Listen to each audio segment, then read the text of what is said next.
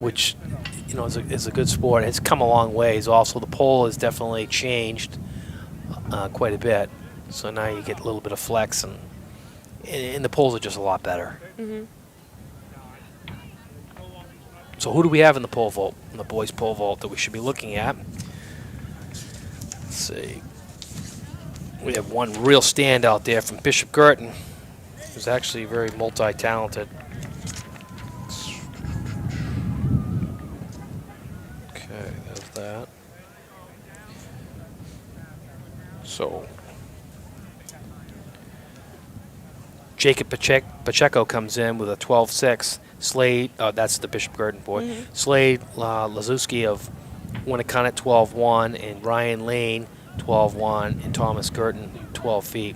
And William Pagarullo comes in at 11-9. So everybody, it's anybody's game in that one. So when you're, you know, ranging from 11-9 to 12-6, you know, those top 5 guys are probably pretty interchangeable. But we'll see what happens here. And that can help here with the points. Continuing in the boys shot put. So who is this right here that we got? Of shot putters, 8 shot putters is currently warming up. The first flight is finished there, 3 throws. And the girls' high jump, the bar is being raised through 4 feet 10. Boys pole vault continuing as Okay, this is New Hampshire trackandfield.com, powered by Runners Alley, coming to you from the 2019 Division I State Championships. Today's Meet Hub brought to you by Tim's Truck Capital of Epsom and New Hampshire Track and Field Coaches Association. I'm Jim McKenzie. And I'm Violet Sullivan. We'll be bringing you this track meet today. All Division I athletes, boys and girls. We're here at University of New Hampshire. What a great venue to have this at. All divisions will be here today, tomorrow. Will be Division II and Division III. And Meet of Champions next week. Right, Meet of Champions. And last year we had the New Englands here. So it's a great venue to be at, and hopefully everybody gets to showcase what they can do in these events. Mm-hmm. And today it's finally not raining at a meet. That's nice. Yeah. The wind could definitely be a factor, especially in some of the sprints, depending on the direction. We'll see. Yeah, the sprints are going to get a nice benefit today. That's good. It's definitely going the right way for that. So probably no state records will be counted because I know that wind's a lot more than 2 miles an hour. Mm-hmm. We're looking at the pole vault right now. Wow, he cleared it by quite a bit. So who's that? It's Concord. Mm-hmm. So Alex Gladys, I believe, unless there's another Concord athlete.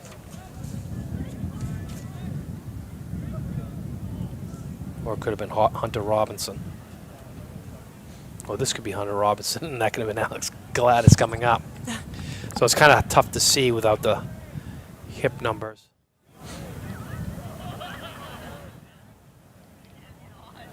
Either way, both of them. made it. Yeah, both of them easily cleared 9'6".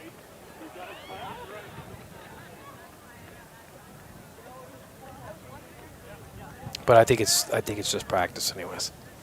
Not so sure that that's. Starting. Yeah, well, I'm not sure. Actually, it could be. It could be. We'll know if this kid doesn't take off his outer shirt.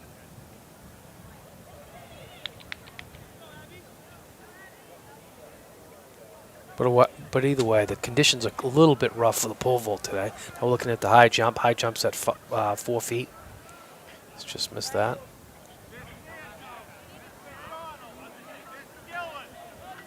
So I'm not seeing any hip numbers.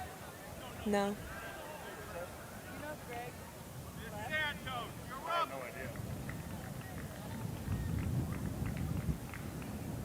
Yeah, I'd say this is just practice anyways. That looks like it. Yep. So they're just getting there probably.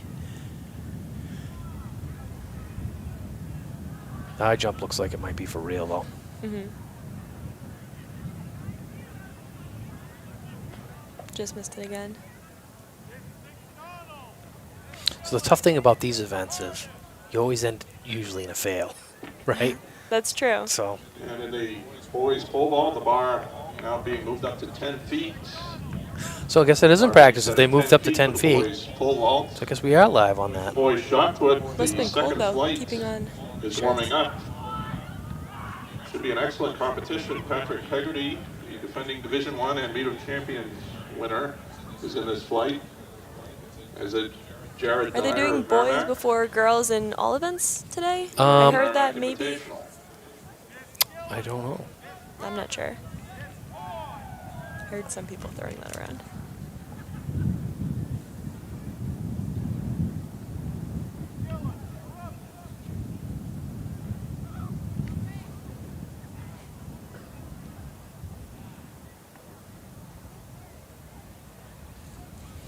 So we gotta see if we can get this girls' high jump here. Mm-hmm.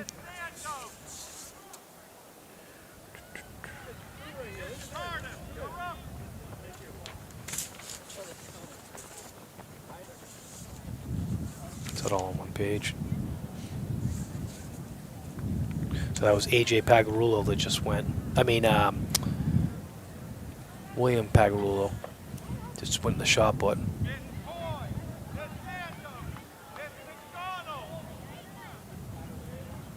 So it was a little tough without the hip numbers, not knowing what athletes we're looking at here. It is. It's great to have the coverage, though, of the field events. Right. Yes, because they kind of have. It's a little bit tougher not to, because we just don't have that many cameras. When you come here to UNH, you got a lot more cameras going. Mm-hmm.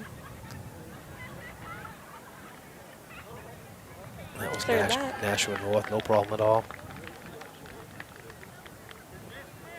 Wow, he's Oh, that way was over. great, Yep. yeah. Yep. So he's So got. who was that? That's Concord. So he's probably got another 1.5 feet to go here. Here, I'll let you go through that. I want to get this on this. And List off. yep. Figure out what we get going here. Pole vault or high jump? You get the high jump on that one. I'll get the pole vault on this one. So in girls high jump, we have Skylar Bamba of Alvern, Sydney Lewis of Nashua South, Molly O'Donnell of Alvern, Olivia Mazzaroli of Nashua North, Emily Lesbert of Pinkerton, Sarah St. Pierre of Nashua North, Chantal Finlay of Nashua North, Thyra Kurtz of Dover, Abby Coy of Nashua North, Jaden Smith of Pinkerton, Fiona Gillis of Bedford, Chloe Tardif of Bishop Girton, Jory Santos of Bedford, Marie Prock of Keene, Caitlin McDonnell of Memorial, and Maggie Hall of Exeter.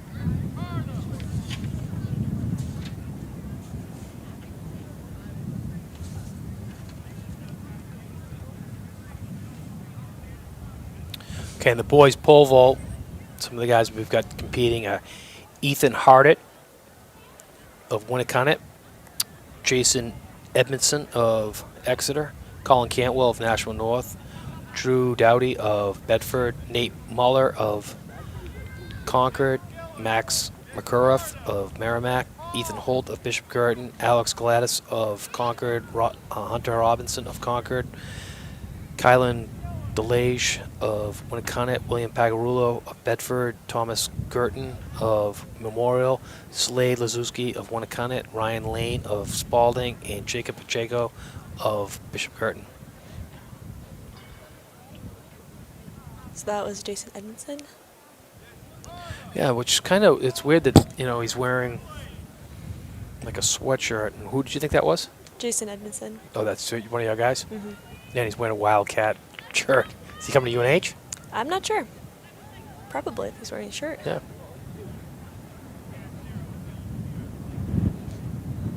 And it's great. I know everyone, I think, who's coming to UNH in the fall, this is a great way to get to kind of transition here, Right. competing at your future school. Yeah, and it's kind of got to rev you up a little bit when you come here and know that you're competing on the track that you're going to be.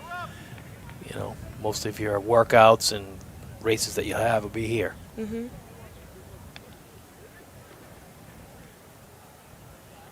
Yeah, that's someone behind the cloud. And it's exciting for us to watch here up above, too. Get to see all the action. That was Drew Dowdy of Bedford clearing that one. What's the height? I think 10 feet still. Okay. Nice job, Davio.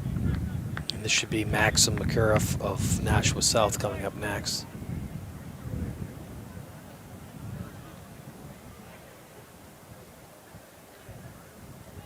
And who was this, you think? Nashua North.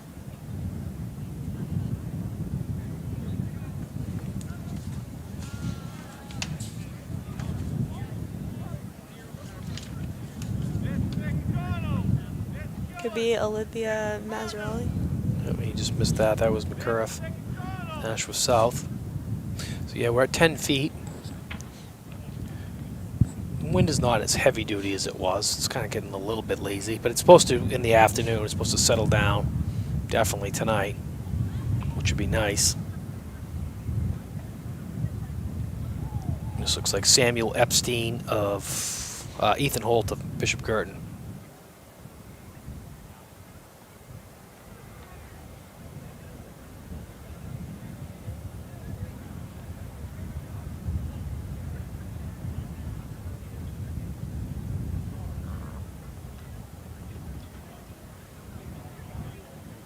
Cleared that with a lot of room. No problem at all.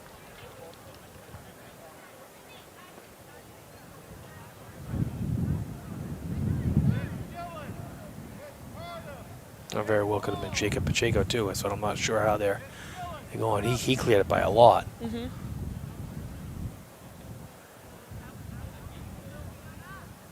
Bedford.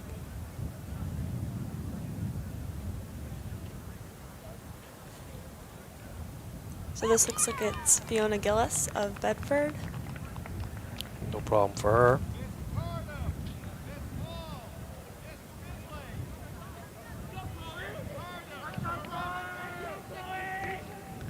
Oh, that's why. That's right there is one reason why you shouldn't be training by yourself ever, because just something like that can happen. Do you see how that kicked out like that? I did. Pole vault's dangerous. People don't necessarily realize that. No, sometimes you go right straight up and you come straight down where there's no mat. You know, broken poles every now and then.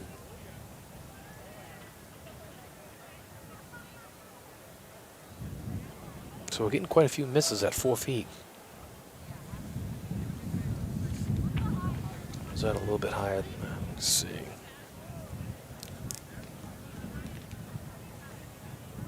We're at 4 feet 11. So a lot of the girls are seated from 9th on 410. So 410, so that yeah. makes sense.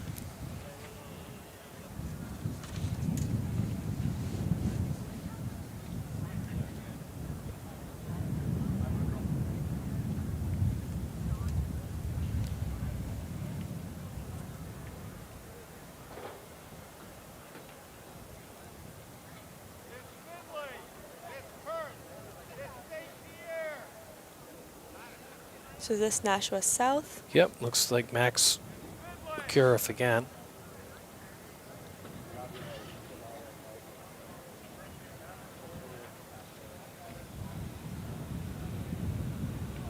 Yep, he's got it no problem.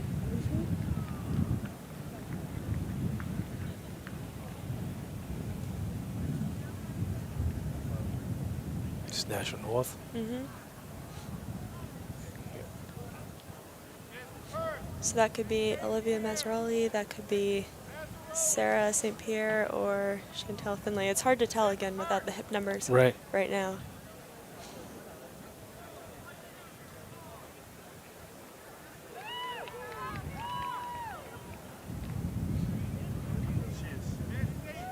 Wait, I mean, you could see the wind ripping down there. Mm-hmm.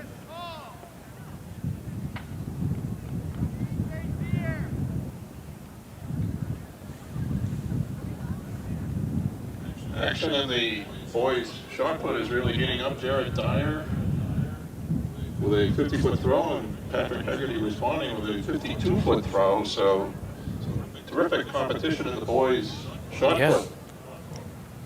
Looks like the second flight of the boys' triple jump is warming up.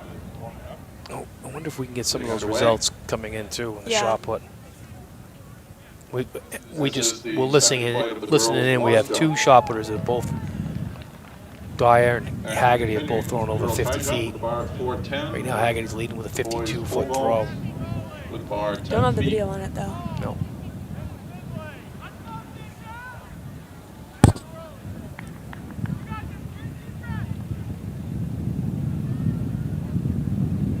Oh. Oh, just missed it. Just kind of hung up there too long over the top. Cleared that, no problem. Yep.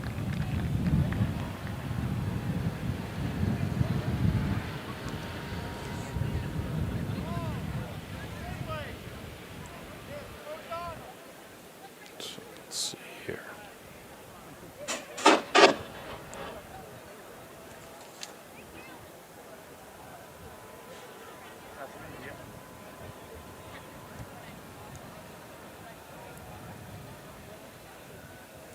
So this is Winnie Cunnett.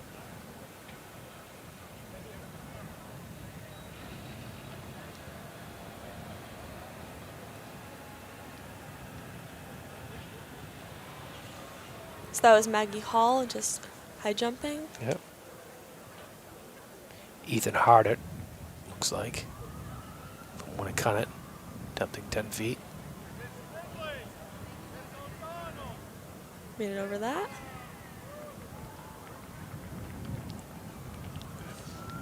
Okay.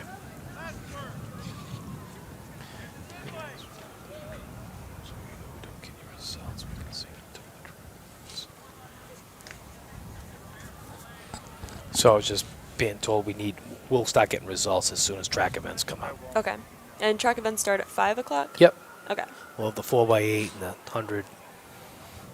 And then and is the there hurdles. a break before? Yep, then there's a break, and at 6 o'clock they'll restart up again with the finals, and then 1600, and then we'll get it going on Sounds good.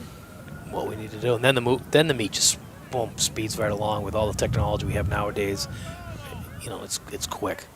And with only a couple heats too, that's nice. Right, when you start limiting it, and how many athletes? 16. 16. And why do we have 16? Because we have an 8-lane track. And if it's 6-lane, then that's when You have it's 18, right? which is really weird to me. That But is weird. You know what I mean? Wow, he's way over, but he hit it on his way down. Oh, That's a tough one, huh? That's Slade Lazuski of Winnicott. He was way over. way over. That was weird. It's Pinkerton.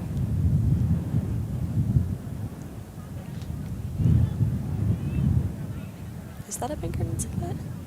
I don't know. I think they've changed him up a little bit. Isn't Oh, it? yeah, yeah. So that could be Emily Lesbert of Pinkerton. That's Yeah, definitely it's her. Pinkerton. Yeah, there's no other Pinkerton. Or no, actually, that could be There's- Jaden Smith too. Right, a couple. So this is Spalding's, and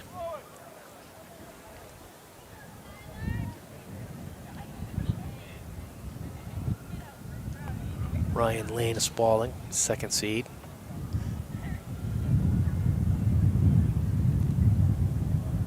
I need this commentary. Oh yeah.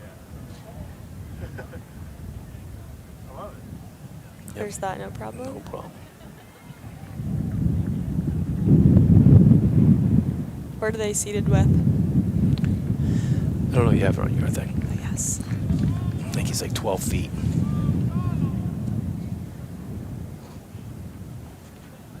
Yeah, like 12. Spalding. 12:01.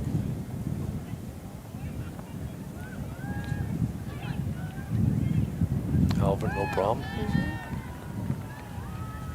Still at 4:11 on the girls. That was Molly O'Donnell.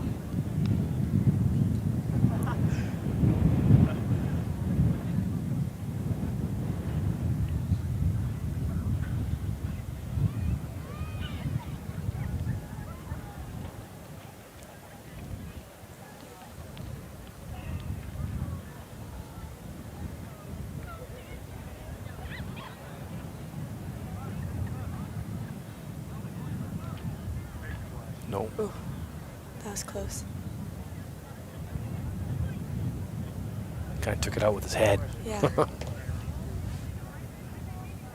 Swear in a couple of years, pole vaulters will be wearing helmets. Yeah, there used to be someone that did. I have a funny story about pole vaulting. I was in New York City for a USA track and field meet, USA mobile meet, and I was like on this team called Nike Nimbus, and it's kind of like a minor leagues to like the big studs. But anyways, walking on the streets of New York City, and I run into Sergei Bubka. Sergei Bubka is the world record holder in the pole vault, and he's from Ukraine, but back then in the 80s, Ukraine was under power of the Soviet Union, and which, if you ask me, Russia is still the Soviet Union right now, if you want to put politics aside.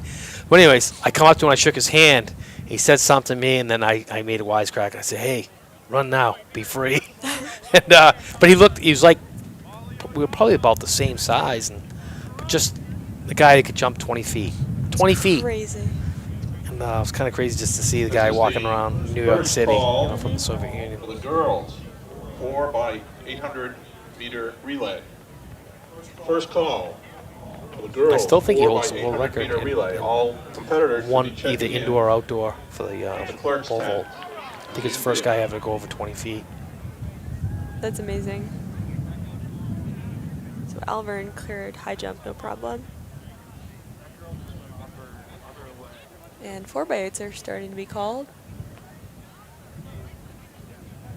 Yeah, we get to that time, 4:45.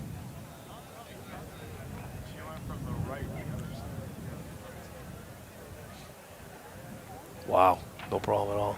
That was the one that came right down on it before. But when he drags that pole right down through, making sure he's setting it in.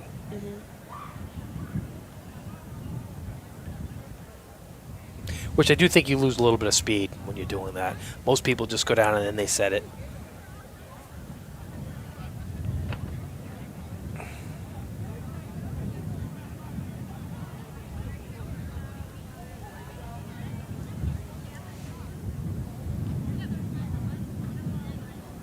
But you know, the pole vault, a lot of the kids they're going down to Massachusetts, and the place that's offering a lot of their advice and technology to the sport. So a lot of the pole vaulters, if you're putting your heart and soul into it, you can get pretty good at it. You know what I mean? But if you get willing to put the effort in and make the trip to find good competition, because it's one of those events where if you got a good coach and you get someone that's willing to work hard, you can get pretty good at it. You can make some pretty good strides at it.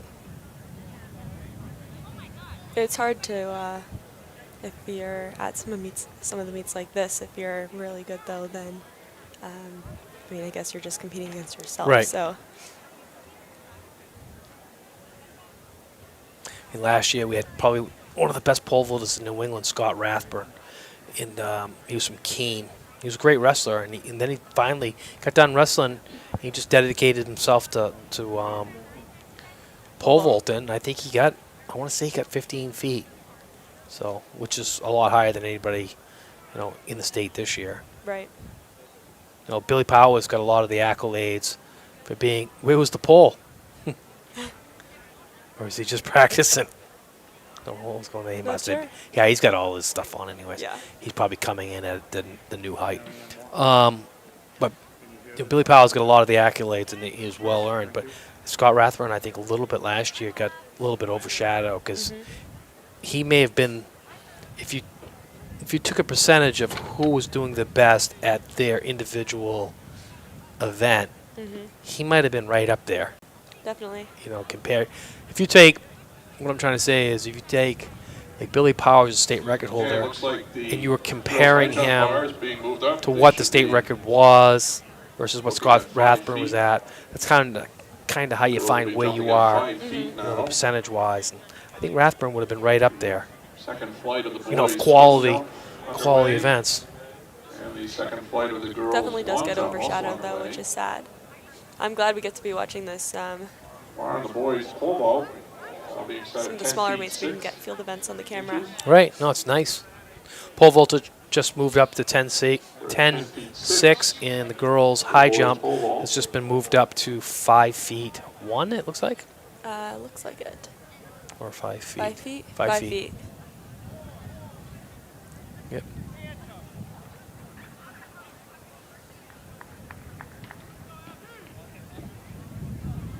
Looks like the second flight of the boys' shot put has been completed. The officials are conferring. They will select the top 8 competitors to advance to the finals for 3 more throws. Finals of shot put Similarly, starting in soon. the Yep, top 8 will boys' go. triple jump, the girls' I heard long Patrick jump, Haggerty threw a the girls' 52, so I discus, think that's the his all-time top best. 8 will advance When you start throwing over to 50 finals. feet, you're up there with the for quality. 3 more throws. So we've had 2 50-foot throwers today, which is good. I really don't think the wind has anything to do with that, but No. I think the shot's going to go no matter what it's going to do.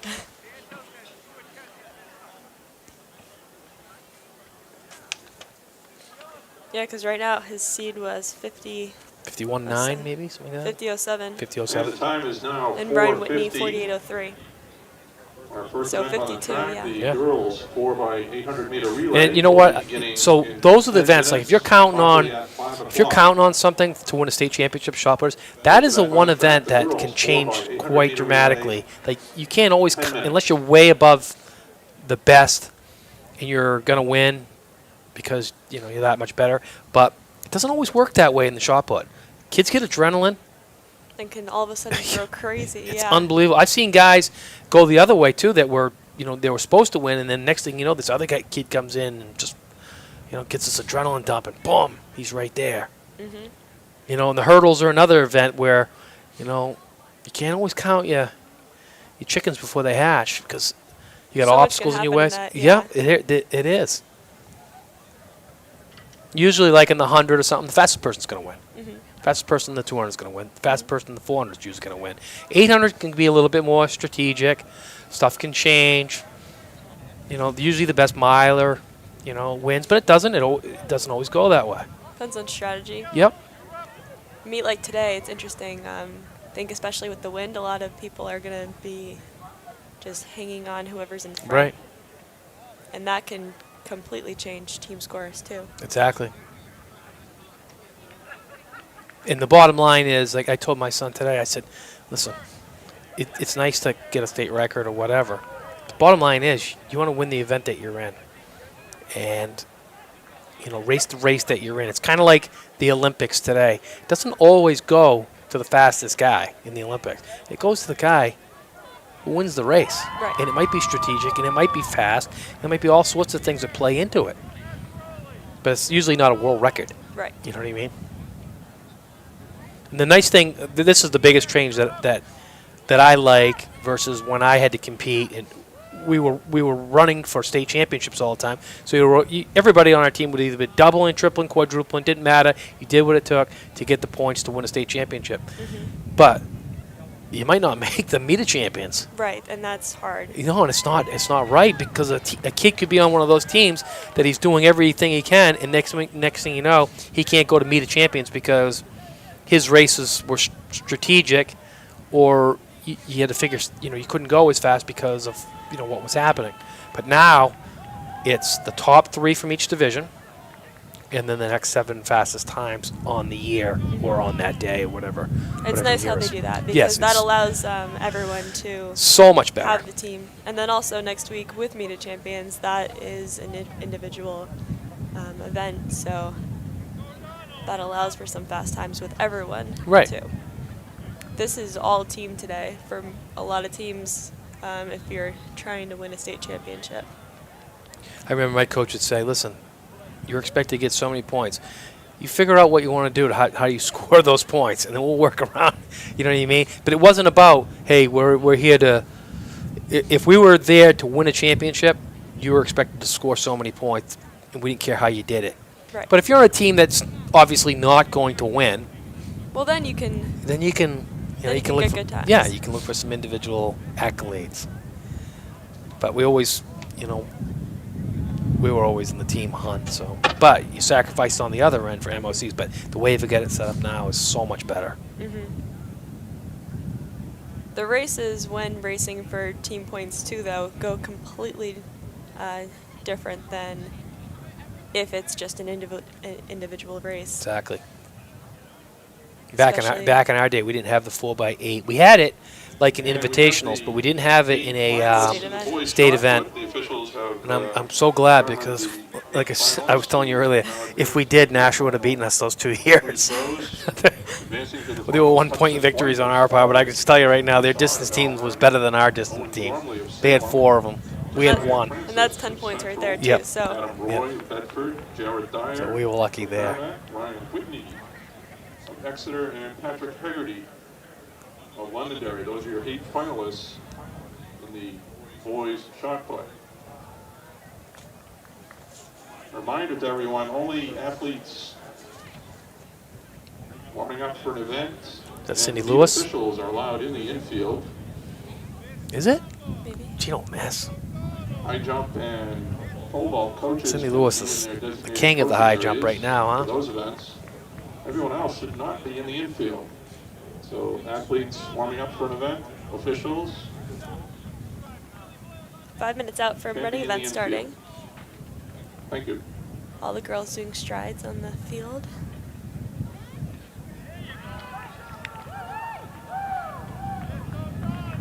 And we're about 5 minutes away from our first running event of the Probably day, the just girls announced 4 by Yep. 800 meter relay. Actually, he heard you. Girls 4 by 800 meter relay will begin at 5 o'clock.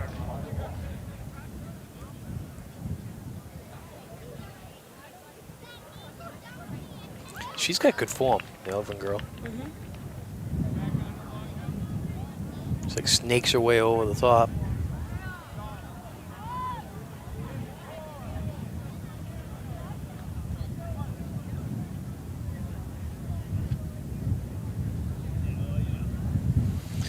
So again, this is NewHampshireTrackandField.com, powered by Runners Alley, coming to you from the 2019 Division I State Track Championships. Today's meet hub brought to you by Tim's Truck Capital of Epsom and New Hampshire Track and Field Coaches Association. For the girls 4 by 800 meter relay, Dover.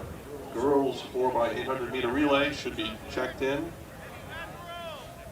Again, that's the Dover High School girls. So who do we have in that girls? 4 by 8. Oh, this kid's way over. NHIA 10, the clerk station. Thank you. So in the girls, 4 by 8. Flip the pages here. We have BG, Keene, Winnacunnet, Bedford, Salem, Exeter, Dover, Nashua South, Concord, Londonderry, Pinkerton, and Merrimack. And BG, Keene, Winnacunnet, and Bedford are all just under 10, very close. So, I mean, again, that is just with seed times, so Right. you never know who's going to run Yeah, who they're gonna fill in? and what stuff. teams. So when they say 10 minutes, so that's like each kid running a 2:30 half, which is a 5-minute mile. So good quality. You could jack up your 4 by 8, but then the other events could suffer, so Yeah. sometimes you have to weigh. And they've kind of done a good thing by doing this 4 by 8 at the beginning and then getting a pretty good break, That is nice. you know. 'Cause Especially 4 by 8, 32, you have plenty of time in between. Exactly.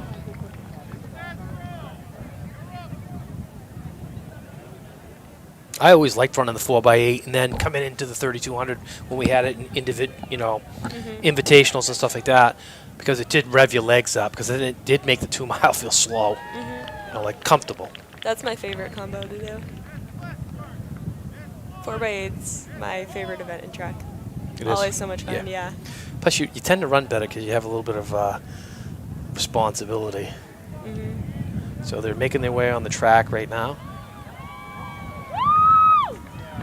See that guy there that's leading them on the track? He's one of my old high school rivals, Scott Clark.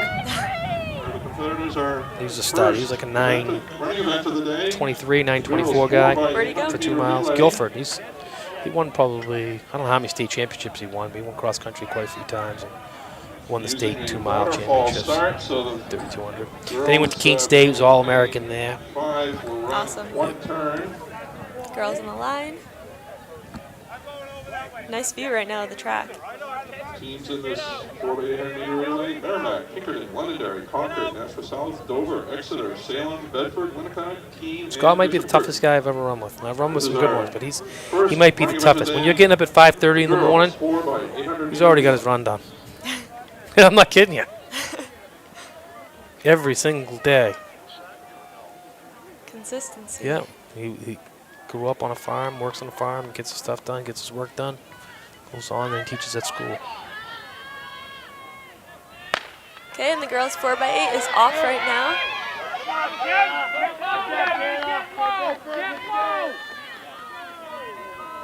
The flag's not moving too bad, so it looks like it's a pretty good night. Wind's dying down. Bishop Curtin going right to the front, right? Yes. So it'll be interesting to see who's on that BG 4x8. They could have a great team. Girls 4x100 meter relay. It all depends. You know, do you hold some of your better athletes out of the 4x8 and have them try to score more points in individual, or do you put them in this and try to get those points? Because you know, if you run a 4x8 and they come in 7th, 8th, Right. you could waste some of the other talent. It's all a gamble. I wish the relays were a little bit more weighted. You know. Then 10 points. Yeah. That is interesting, yeah. yeah. This looks like BG, Bedford, Exeter, Nashua, South, Keene. I mean, all relays. I like them all to be weighted for some reason. There's 110 first lap. So pretty fast right now. Yeah. 220 pace. There's been a lot of times that the 4x8s have gone off very slow, Yep. and that for teams that put their best runner first, that can be a major issue. Big time. Such a waste in that first leg then. So it's good to see everyone getting out fast, because it would be great if some of the teams could get some fast times. Bedford's got a pretty good up-and-coming team. They do. You know, Keene will probably be finishing with Randall, so she's pretty good. So there's a lot of good runners here. You know, Toll will be coming up next with Bishop Girton. She's a stud. She won two state championships and the 3K. Yeah. Amazing indoor track season. I mean, that pretty much sealed the deal for him with the indoor titles. She really. It did. As much as I. Because they weren't expecting. Yes. No. They weren't expecting her to win both of those events. No.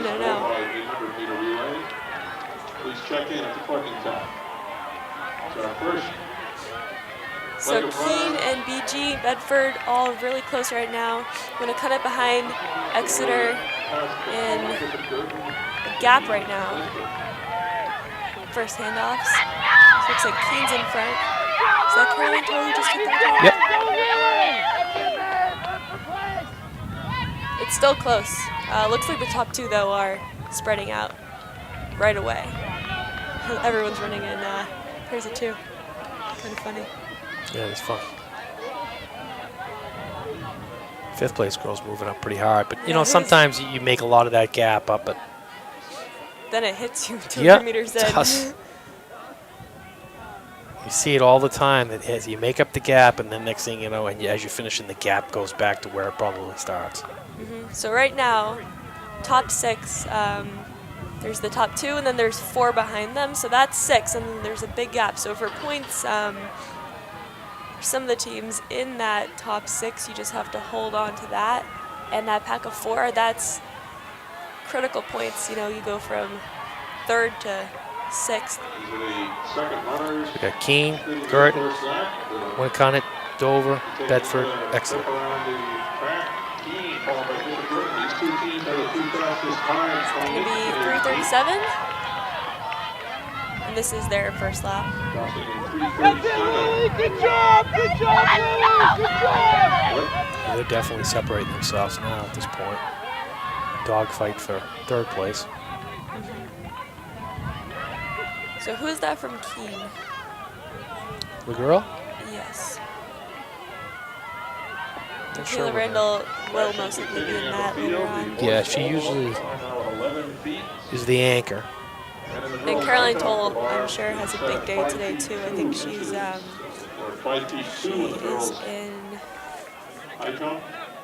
the 32 and 16.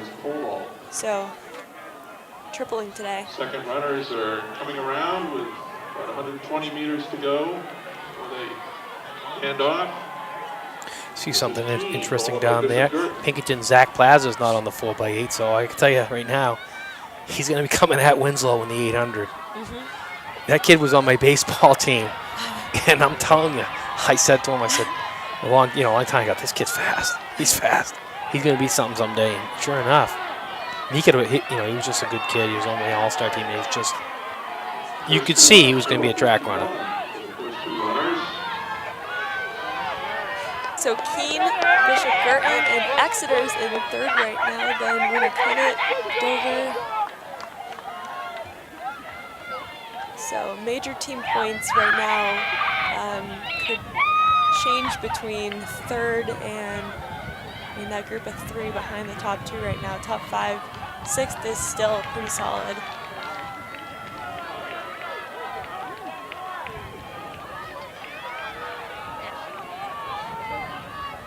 It doesn't look like Pinkerton's running their best right now.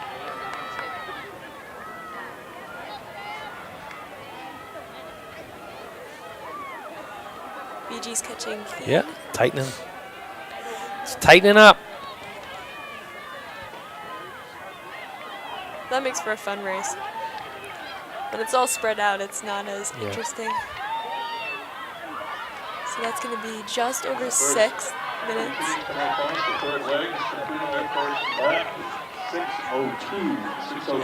That's a tight pack of 4 right there. Well, there's some serious points right there, too. You know, difference between 6th and 3rd. I feel like everything, all the state championships always come down to, 1 or 2 points. Like, I just missed it by 1 point. And it's the 4x4s that get a lot of pressure at the end. Right.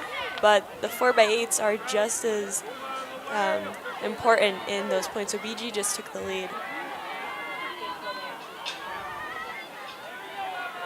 So that's 10 points for them there. So Michaela Randall, and she's running against, I don't know who's that for Bishop Girton. Do you know her?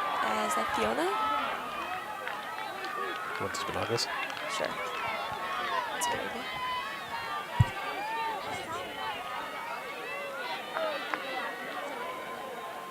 That's Fiona Doherty.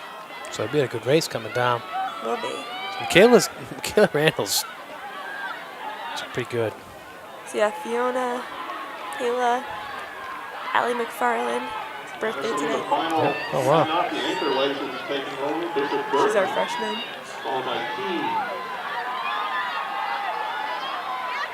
So 3-second lead. So I'm sure Randall can. She probably can reel it in a little bit. So we've got Girton, Keene, Dover, Exeter, Winnacunnet, and Bedford. South. So Winnacunnet's passing Exeter right now. That lead hasn't changed at all. She hasn't really cut into it at all.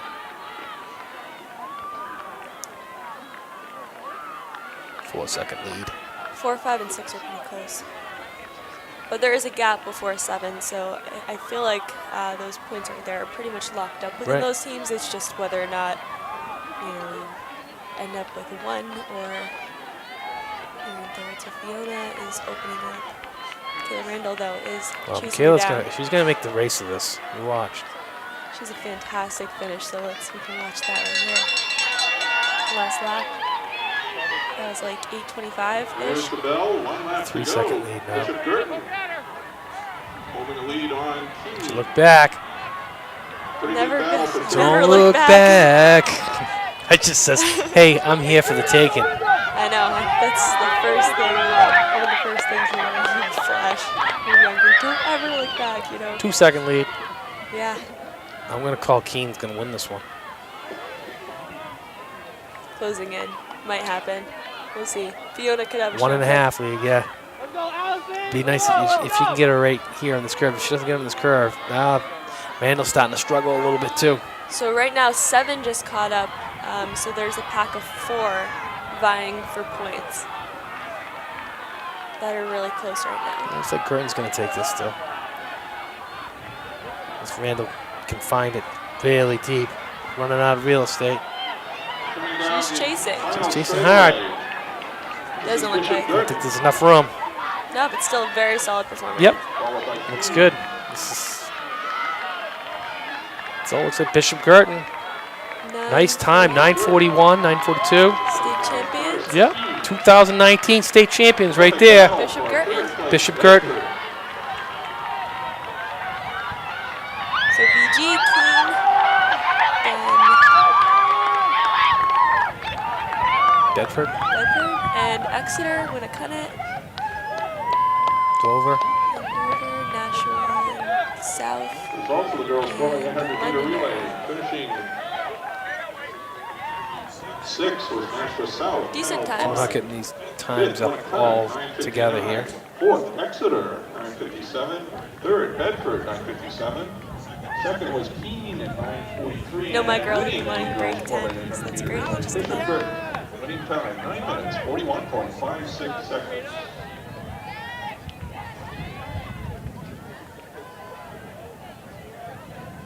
So the boys are getting ready too.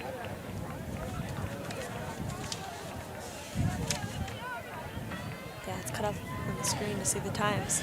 Yeah, the time's cut off on the screen right now. So how's we getting is 9:09, So 10, 9:41. 9:41.4. Looks like BG. Yep.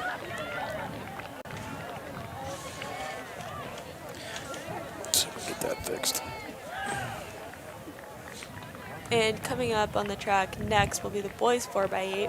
Winnacunnet, Keene, Pinkerton, Merrimack, Nashua North, Concord, Dover, Londonderry, Bedford, Salem, Nashua South, and Memorial. So the top seed is Winnacunnet with an 8:05. Keene close behind though, 8:08.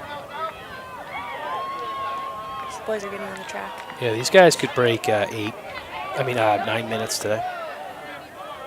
Especially, we'll see who we got down there. Stepping on the track now will be the boys. Especially Keene. I think Keene's got all their studs in there today. I don't think Winnacunnet does, and I don't think Pinkerton does. So Keene will be the favorite, I would think. Merrimack, Pinkerton, Keene, and Winnacunnet.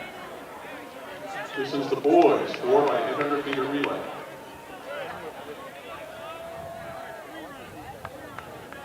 Concord actually has got a pretty strong team in there also. They don't have their best, but Is that Fisto in there? yep, they have 3 of the 4 best. We lost one of them to an injury.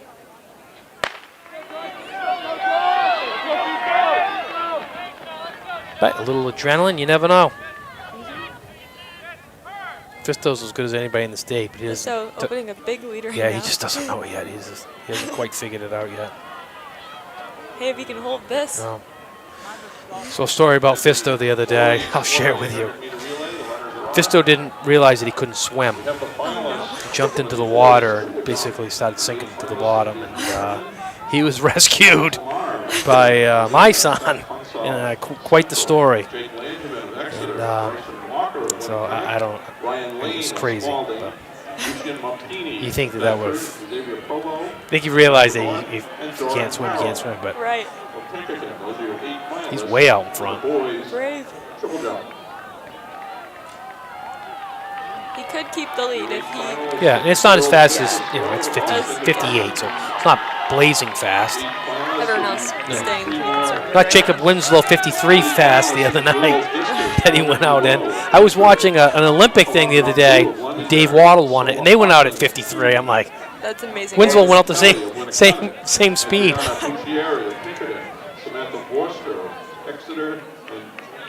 Well, with Dave Waddle coming from last place and winning it all. Yeah. Yeah.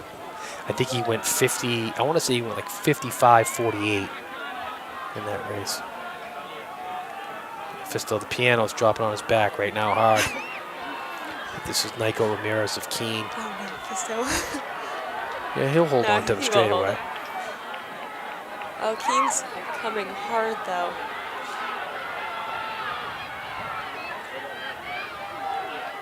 He'll hold second.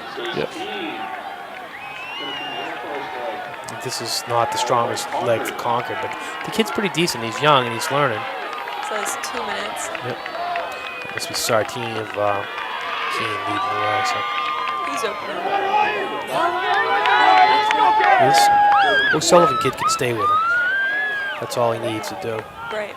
Just get away from the rest Yep. of them and Yep. hold on. Because Good. Concord's next 2 legs are both very strong. Right. The Keene's next 2 legs are both very strong too. But it'd be nice to get top 2. He's holding right on there. That's all he needs They to both do. look strong. If he stays right there, they'll be fine.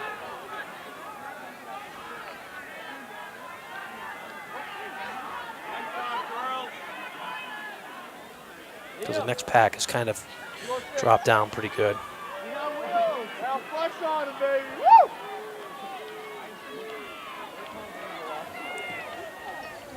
Actually, Concord's defending champions with us. They won it last year in 8-12. Keene kid just looked over his shoulder, so he's a little nervous.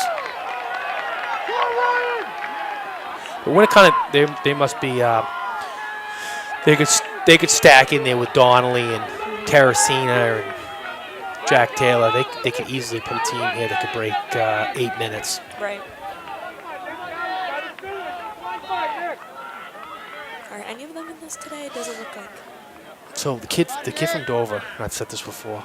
You seen Jeopardy James, the one that's winning all the money? Have you seen that Jeopardy? Yeah.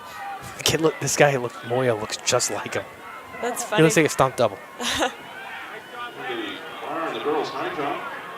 Keene's opening it up a little bit. 4 inches. And Bar being set at 5 feet 4 inches. yeah, so Sullivan is the Moyer kid's bringing Dover right back into it. Our second runners, the boys 4x. But that's their strongest leg. Dover's strongest leg is right there. Right. Look at the death march. That's death march right there. He's definitely Yeah. but gives 4 minutes, so we're averaging 2 minutes per man. So Torin Kindop, he's a freshman from Keene, leading the way. Evan Bragg, a sophomore from Concord, he's in second. Dover in third. Pinkerton fourth. Merrimack fifth. Is that Memorial sixth? Pinkerton's new uniforms. Oh, Londonderry. Londonderry changes the uniforms more than anybody. They do. Report to the Shotput venue. No, actually, I feel like BG does. They do? BG girls cross country. For the girls shot put. Please report to the I feel like girls they have a different shot put. singlet every Thank you. week. The one I can't figure out is Pinkerton. So the Pinkerton Astros, but in cross country they call the Pinkerton Trailblazers. Oh, you know what? I never thought about that. So it looks like they're on pace to break 8 right now. Well, they could do it because their closing leg is Aiden Kindop, who's capable. I mean, he could definitely run a 154, 155. Definitely. What's he racing later on? He's running the mile and the half mile. Okay, well, So he's tripling today. they could just tell him to hold the lead. Yep. You'll see. We'll see how close it is to breaking 8 minutes. If it's close to break, if he feels like it's close enough to break 8, I think they're going to do it. And Keene is all about. I mean, he's all about winning this as a team. If you listen to interviews with him, it's more important for him to win this 4x800 than it is his own individual event. Right.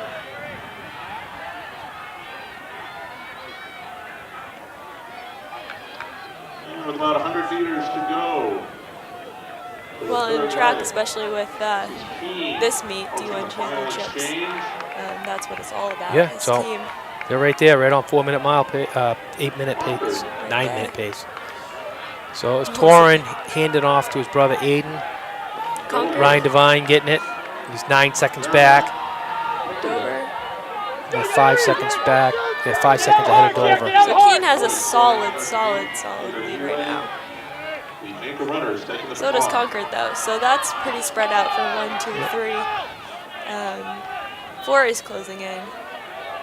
6 could be a race for 6th, and that 1 point again can have a lot of impact later on.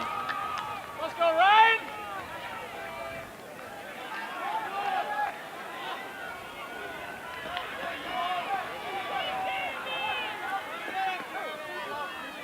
11-second lead for Keene right now.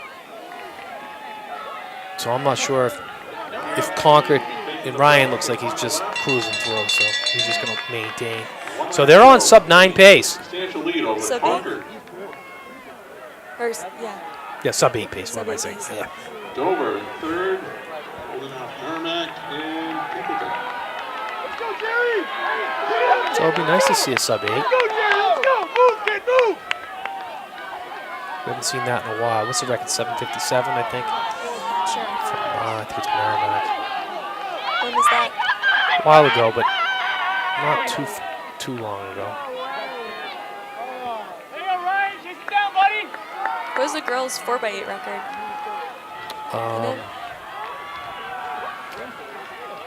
I think Cole Brown had it at one time, but it might be Manchester Central. They had a really good time at one point. Right.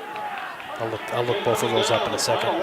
So 750. I don't know. Is he going to do it? It looks like they'll do it. 5, 6, 7. Yeah, definitely going to do it. 8, 9. Yeah, we broke Wow. it right Broke there. 8 minutes. 7:59.73 is the time. That's awesome. State champions, Yep. and also just breaking 8 right there, so that's very exciting. So Concord put up a decent time. 8:12.42. That's about the same time as they won the state championship last year. And Dover 8:15.33. Kind of 8:20. Merrimack 8:20. Pinkerton Merrimack 8:21. Londonderry 8:28. And our top 6 places. And Salem 8:30. So decent. Londonderry just snagged that 6th 5th place, right Pinkerton, there. 8:21.22. 4th place, Pinkerton. Merrimack, 8 minutes, 20.27. 3rd place, Dover, 8 minutes, 15.33. So Keene is our 2019 state champions in the 4x800 with an awesome time of 7:59.73. So they came here. High school winning time, 7 minutes, 59.7. That's Double victory. yeah. That's Great probably time and great that might place. be one of the most quality runs we've seen in a few years in the 4x8. It's great when you see, winning state championship and also getting a great time. Right. If Yeah, you good won- quality time. It's like when you break those major barriers. That's what you're looking for. Has Keene broken 8 before? Not sure. I don't know if they have, but they've there- had they've had some awesome 4x8s. in the past couple of years. Yeah, just great stuff. They've been Girls competitive. and boys. Yeah. Yeah, so the girls took second and the boys took first. So we have BG and Keene with the 4x8 wins. Now everyone's setting up the hurdles for trials.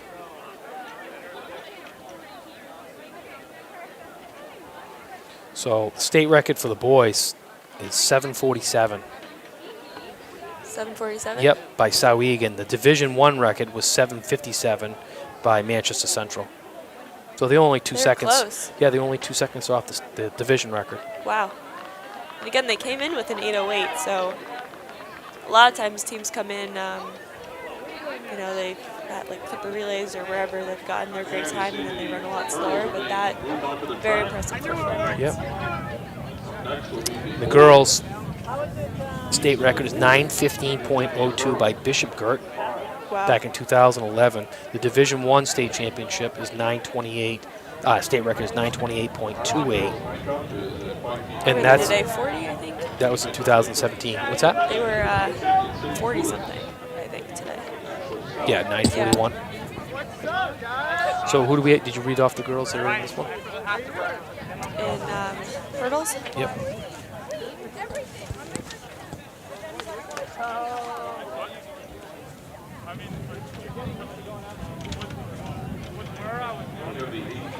so in girls 100-meter hurdle prelims, we have Katia Rocco of Salem, Sydney Lewis of Nashua South, Sheridan McGadden of Bedford, Camilla McAleer of Exeter, Camille Sweet of Exeter, Nikki Longa of Londonderry, Brooke Clooney of Spalding, Brianna Coco of Bedford, Violet Davey of Merrimack, Skylar Bomba of Alvern, Kelsey Pierce of Exeter, Shauna Kelly of Londonderry, Emily Plant of Salem, Fiona Gillis of Bedford, Kristen Giorda of Winnacunnet, and Gabriella Fort of Bedford.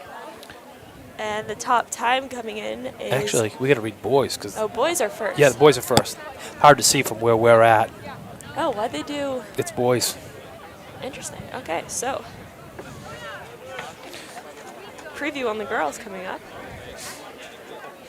Boys 110-meter hurdle prelims are Adam Spencer of Pinkerton, Nazir Perry of Nashua North, Manalo Feliz of Concord, Patrick McDonald of Bedford, Adrian Sutton of Spalding, Ryan Kenny of Memorial, Sam Bailey, Merrimack, Jackson Libby of Spalding, Patrick Yudkin of Merrimack, James Ferencz of Salem, John Kawantumoni of Bedford, Evan Holland of Keene, Aiden Hatch of Dover, Louis Cruz of Memorial, Evan Tobler of Winnicott, and Owen DaCosta of Alvern.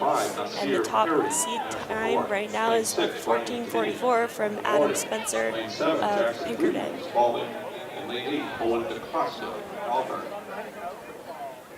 This is heat number 1 for the boys. We got some young girls. We are. You know, back in 1998 or 99, I'm just getting this information from BJ Bottomley, Manchester Central girls actually ran under 9 minutes. Wow. With Liz Gaddy, Jill Lorndo, Jen Stevens, and Trisha Hewitt, but it wasn't one of the 3 postseason meets back then. So that's kind of a neat tidbit of information. Thank you, BJ. That's incredible.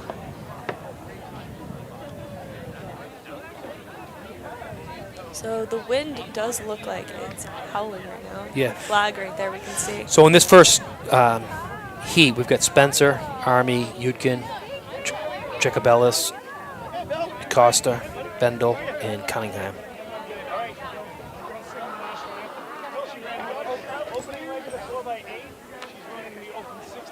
I think that's what we got. I'm trying to figure this out here.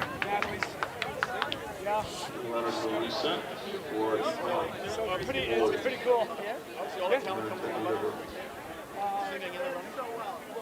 No, my God, one of my girls. Oh, I thought you said they're all my girls. Oh my God, no, my girls. Well, my daughter's sensitive. She's sweating. She's sick of ice cream.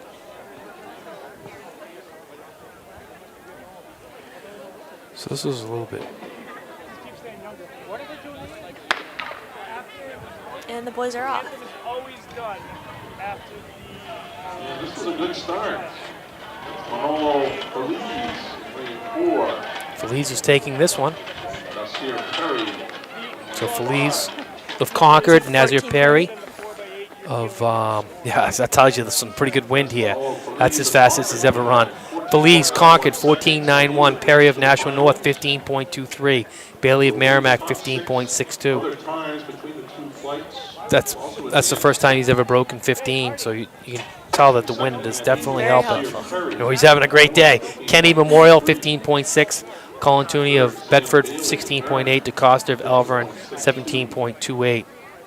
4th, Ryan Kenny of Memorial, 15.66. 5th, John Colin Tony of Bedford, 16.88. And 6th, Owen DaCosta of Alvern, So in the second heat, 17.28. so there is 2 heats.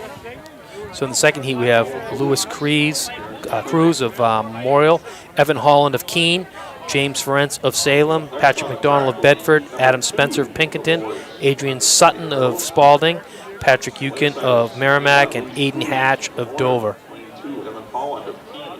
Lane 3, James Ferencz of Salem. Lane 4, Patrick McDonald of Bedford. Lane 5, Adam Spencer of Pinkerton. Lane 6, Adrian Sutton of Spalding. Lane 7, Patrick Yudkin. So Merrimack. And lane 8, And Spencer has the top time coming in right now. this is heat number 2 of the 14:44. 10-meter hurdles.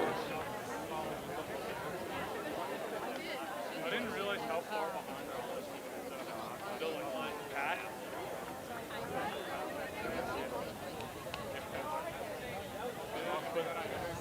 I kind of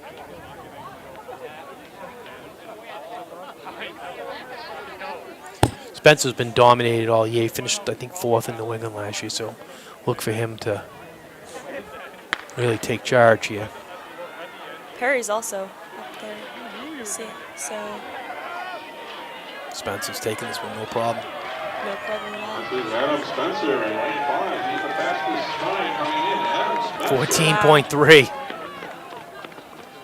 Finished first. 14.4, Spencer. Yep, Spencer, 14.4. Pinkerton, McDonald of Bedford, 15.31. Sutton of Spalding, 15.61. Ferencz of Salem, 16.7. The leads and Spencer automatically advancing the top Yudkin 6 other of times Merrimack, will advance. 16.81. Finishing second in that heat. Cruz 16.82. 15.31. Or Oh. Hatch 16.82 and Holland 17.05. 15.61 Cruz 18.01. was James Ferentz of Salem. So some good times right there. Fifth was Patrick Yudkin of Merrimack. Wind slightly helpful there. Yep. Definitely, but so Adam Spencer right now has the top time. And Adam Spencer, he's been there before in the 14.4s, but 17.05. definitely a breakthrough race for Feliz. Luis Cruz of Memorial. 18.01. Our hurdle crew. So now they'll drop the hurdles down for the girls. Setting the hurdles for the girls. The next event on the track will be the trials for the girls, 100-meter hurdles.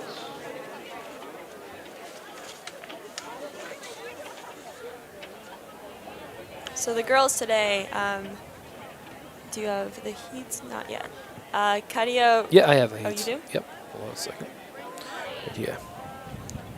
So heat 1, we have Emily Plint of Salem, Kelsey Pierce of Exeter, Brooke Clooney of Spalding, Sheridan McGadden of Bedford, Sydney Lewis of Nashua South, Nikki Longa of Londonderry, Violet Davey of Merrimack, and Fiona Gillis of Bedford.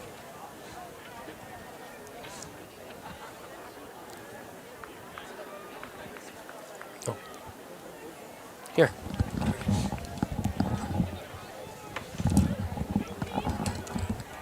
Hello, everyone.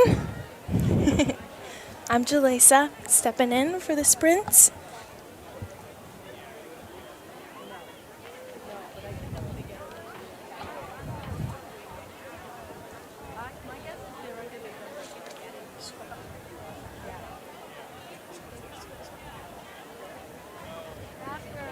And the boys javelin, they're hoping to get the finals underway. Looking for finalists Jacob Pacheco of Bishop Girton and Preston Quigley of Dover to report to the boys javelin right away. So again, just a reminder, we're sponsored by Tim's Truck Capital and the New Hampshire Track and Field Coaches Association. And we're just about ready for our next event on the track, which will be the girls 100-meter hurdles. Again, there will be 2 heats. The winner of each heat plus the next 6 fastest times will advance to the finals. So the winner of each heat and the next 6 fastest times advance to finals. Is Sydney Lewis favored in this heat? Or is it Sheridan? Top time is actually Katia Rocco of Salem, but Sydney Lewis is right up there. It's 15.7 and 15.8 the seat times. Who did you say had the fastest time? Okay, so she's in the next heat. Looks like. Yep. Yeah, so Sydney Lewis is favored in this heat.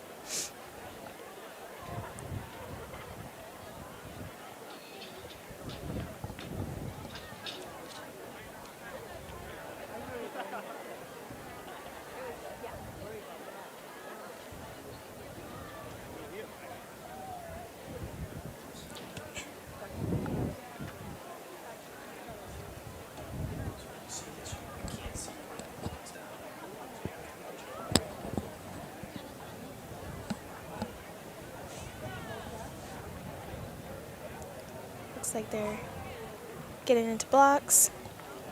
Oh, nope. Maybe not. Just kidding. Oh, she needed to put her hair up. Well, with the wind at your back right now, definitely warm. Yeah.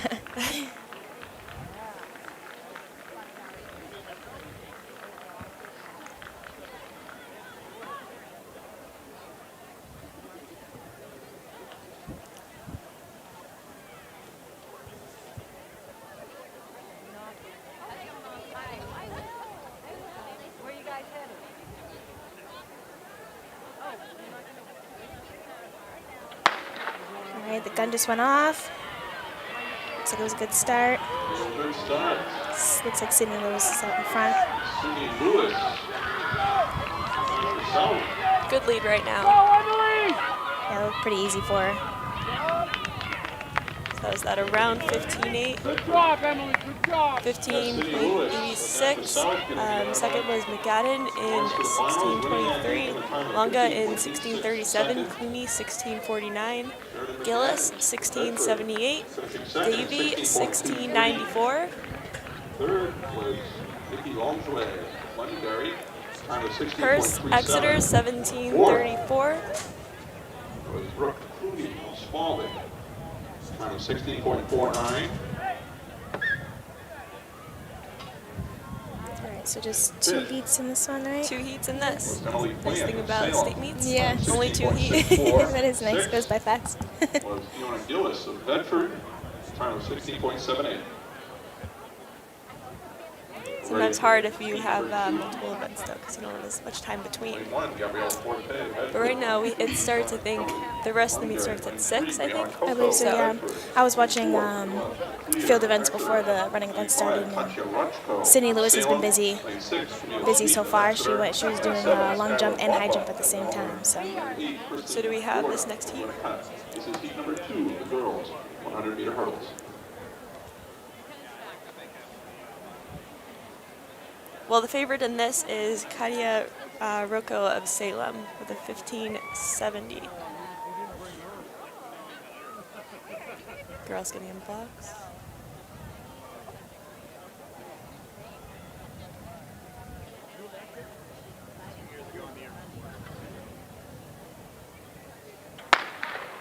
Good start.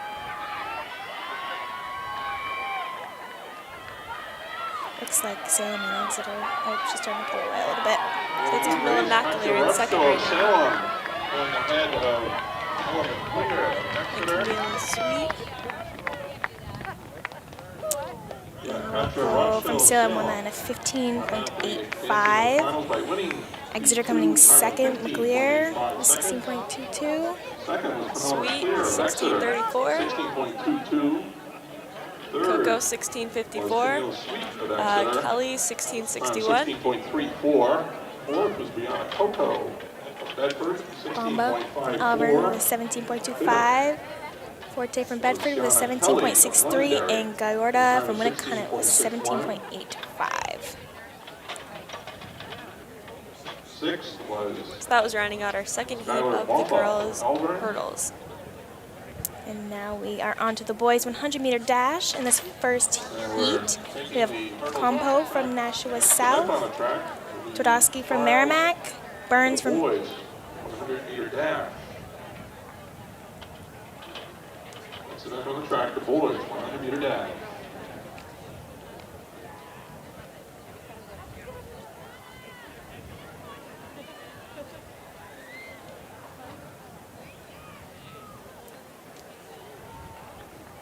During your lane assignments for heat number 1, boys 100-meter dash, in lane 1, Jason Pompo, Nashua South, lane 2, Zach Twardowski.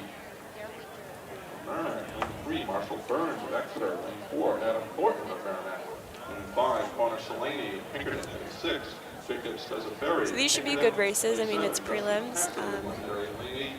And again, finals I think start at 6 o'clock. So they have about 20-25 minutes.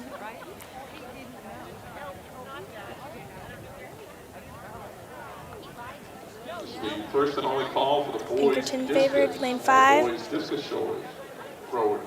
Got some good competition around him. Boys discus. Burns of Exeter. Merrimack.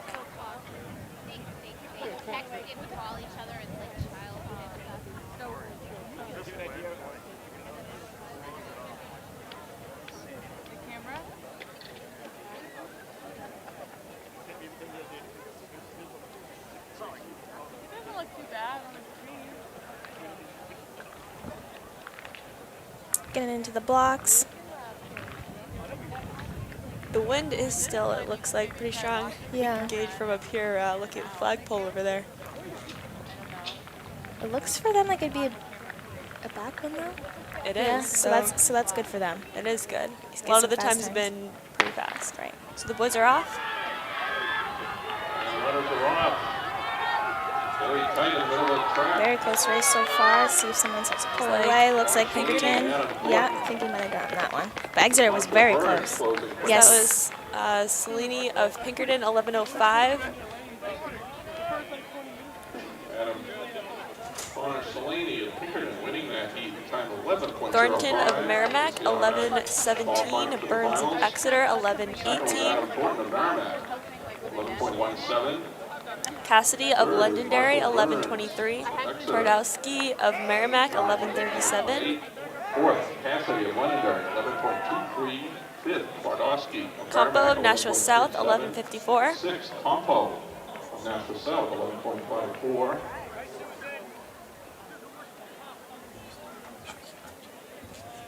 Seventh, Spezza Ferry of Pinkerton, 11:67 in 7th. 8th, Dufault of Alvern in 11:69. So that was Heat 1. Now we're on to Heat 2 of the prelims. We've got Austin Ouellette, Kyle Walker, Patrick Cotnoir, Paul Marchand, Jack McSweeney, Riley Mulvey, John Brooks, and Jonathan Paul Thomas. And Jack McSweeney from Exeter is favored in this heat. John Brooks of Pinkerton, and in lane 8, Jonathan Paul Thomas of Merrimack. This is heat number 2. So Jack McSweeney comes in with an 11:18. It's the same as Cellini, also 11:18. And Seat times. Cellini just ran on 11.5, so Right. so those times are Wind is definitely yes, helping right now. Yes, maybe even In competition prelims, too. but definitely. Yeah, So I think in finals too, that's going to be great. I agree. Yeah, it's going to be a great race.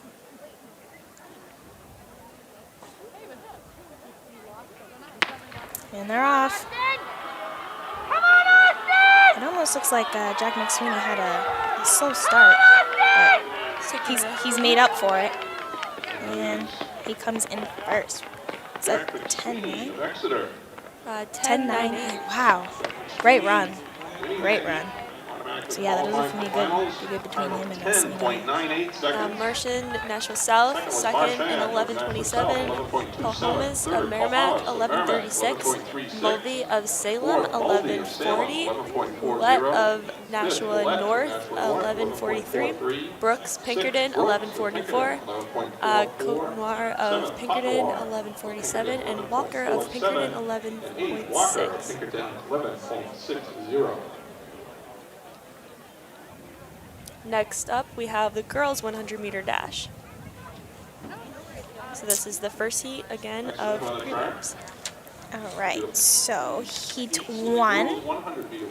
Adrian McCoy-Sophos from Alvern, Abby Coy from Nashua North, Lydia Houghton from Central, Taryn Naftali from Bedford, Lauren Noble, who's favored in this heat from Spalding, Sarah Waite from Concord, Sabrina in Johanna Koroma from Merrimack, and then in lane 8, Sabrina Sherman from Exeter. Lane 4, Taryn Naftali of Bedford. Lane 5, Lauren Noble of Spalding. Lane 6, Sarah Waite of Concord. Lane 7, Johanna Koroma of Merrimack. And in lane 8, Sabrina Sherman of Exeter. This is heat number 1 of the girls' 100-meter dash.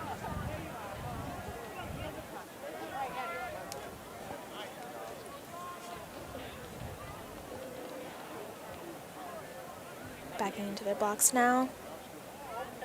The sun is coming out a little bit. It's a nice day, aside from the wind. I mean, the wind right now is helping all the sprinters. Right. An advantage for them. And they're off.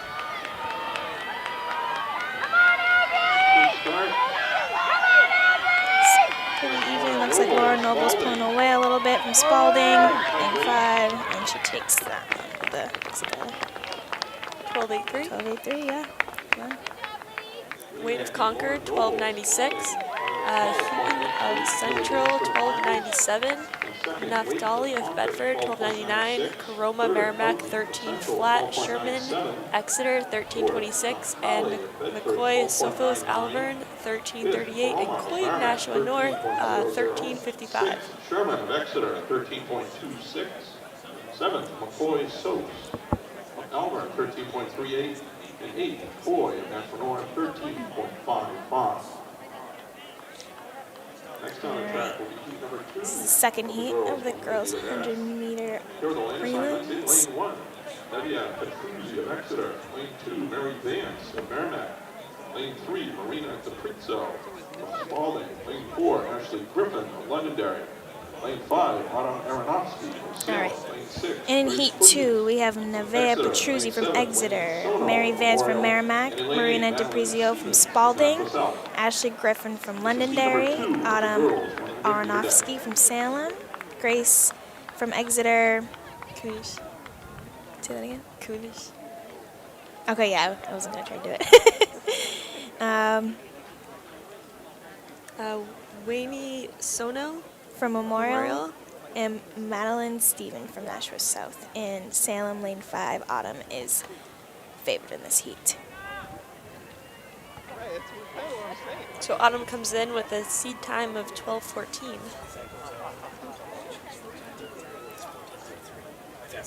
There you go. My brother does the same thing. That's funny.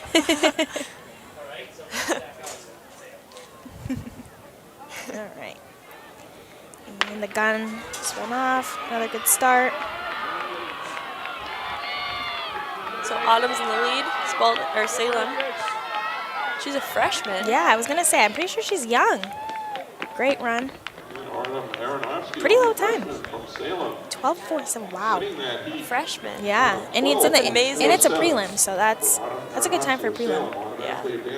And Griffin from Londonderry comes in second with a 12.72. Vance from Merrimack with a 13.01. Exeter, say it again. Cunez from 13.06. Stevens from Nashua South with 13.11. Sixth was DePrizio from Spalding with a 13.32. Seventh was Sono from Memorial, 13.34. And 8 was Petruzzi from Exeter, 13.66.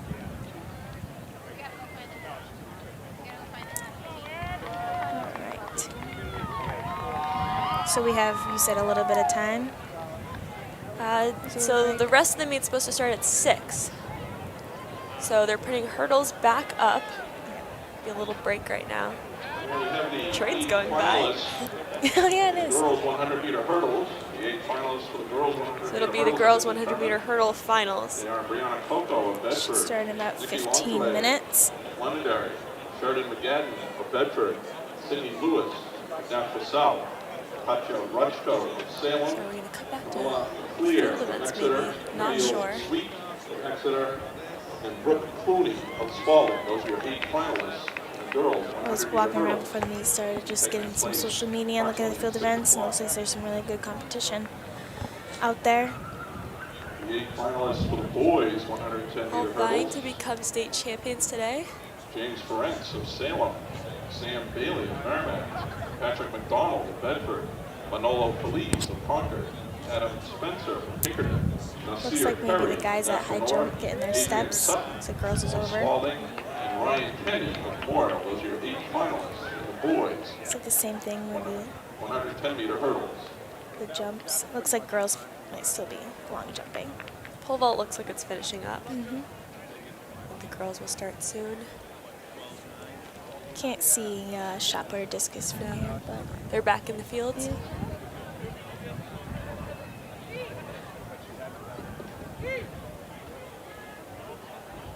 Or javelin. Javelin's over there too. Right? Ladies and gentlemen, would you please rise for the singing of the national anthem by Natalie Courier. National anthem.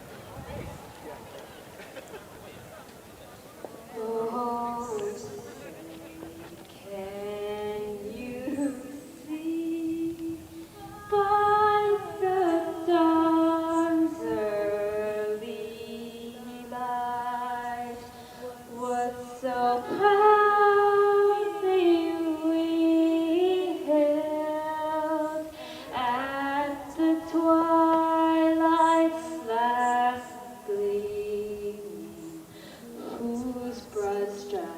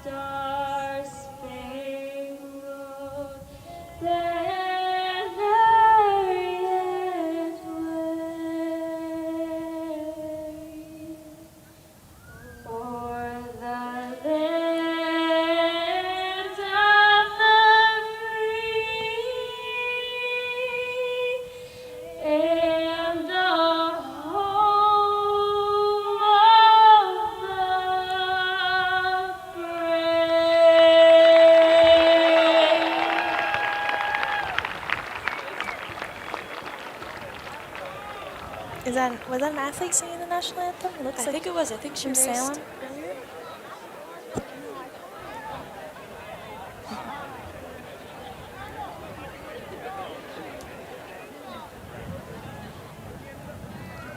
All right, so we got about 10 more minutes until the finals start.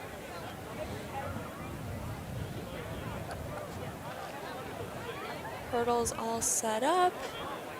Everyone checking in, looks like.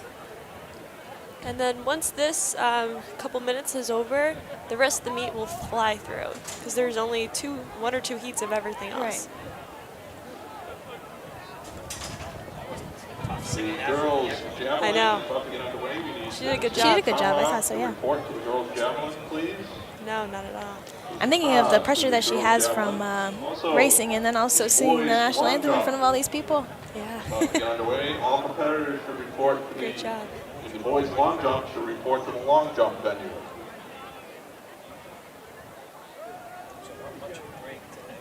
Here are the results. Yeah, it's already 5:50. The results for the boys' Yeah, shot 5:51, yep. 9 minutes. put. 6th place, Usually start right Adam on Roy time. of Bedford. Yeah. Give everyone a break. 5th place, Owen Gormley of Salem. In 4th place, Josiah Francis of Manchester Central. 1600. In 3rd place, Ryan Whitney of Exeter. In 2nd place, Jared Dyer of Merrimack. So I got a text earlier from BJ. And the winner of the boys' shot put, Manchester Central was for the actually 2nd year in a row, the 2019 champion Patrick Hegarty. 8:57, Londonderry, Manchester Central. The winning throw of 53 feet, 4 1/2 inches. Patrick Hegarty, a two-time Division II champion. Winning throw, 53 feet, 4 1/2 inches. Congratulations. What year is this? 8:57:49. Wow. 901. Who is 901? Cleveland Heights, Cleveland Heights. Ohio. What race was this? This is one of the national championship races. Must have been. 8:57 first place. Wow. 8:57:49, number 1 in the U.S. So That's not all incredible. the fastest times always got it. And we have a Right. clearance in the boys' pole vault, 12 feet 6. MOC record, division records, and state records that were sanctioned. Right. Boys are getting ready. The boys' high jump starting shortly. Boys' high jump Boys high jump is starting starting soon. shortly. It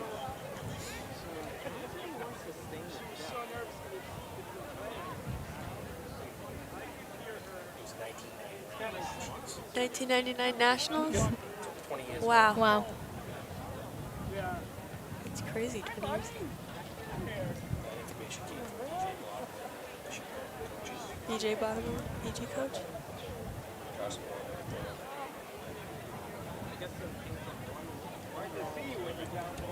Yeah, on the infield right now, I see the 1600 girls warming up.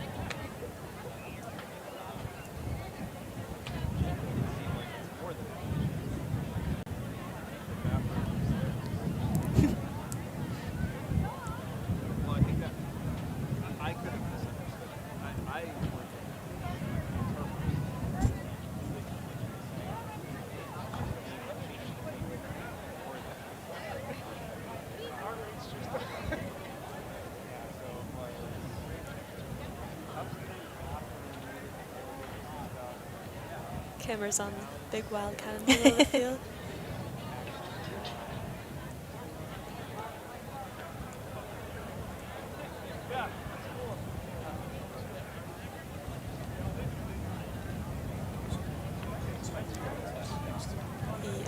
Yes. Yeah, I think it's. So finals, okay. All right. So for the finals, which is starting in about 6 minutes, for the girls' 100-meter hurdles, we have Brianna Coco in lane 1 from Bedford, Nikki Longwa from Londonderry in lane 2, Sheridan McGadden from Bedford in lane 3, Sydney Lewis from Nashua South in lane 4, Katya Rocco from Salem in lane 5, Camilla McAleer from Exeter in lane 6, Camille Sweet in lane 7 from Exeter, and Brooke Clooney from Spalding in lane 8. So, wow. Katya, 15.85, and Sydney Lewis, 15.86. Very close. They haven't raced against each other yet today. Yeah, so this will definitely be lanes 4 and 5. They look to be 1 and 2. Securing some team points too. And it looks like Camilla from Exeter has the next fastest time after Katya and Sydney Lewis. Camilla's a sophomore. Oh, She's wow. having a great season. Yeah. And Camilla's there too from Exeter. So Camille, I'm sorry. Camille. Camille's a senior. Okay. So two from Bedford, 2 from Exeter.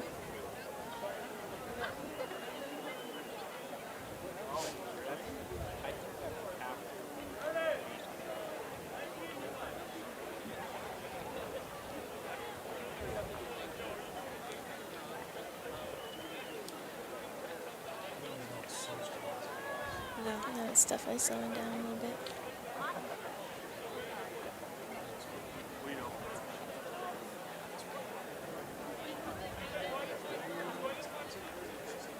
Times can count then. Times can count then. There for records potentially. Yeah, well, still much, still coming down. True. As long as that flag's going that way, you probably won't see it. True. Like, can you imagine last year? How much held up this side? Last year. Opposite. Oh yeah, you're right. It was on the opposite side.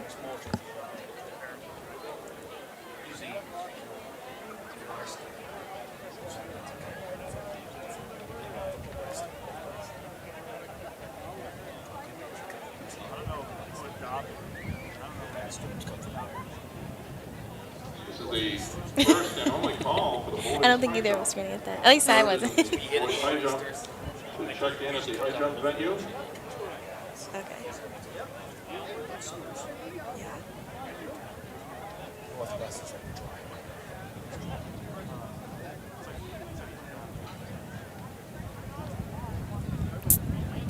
All right, we got 3 minutes.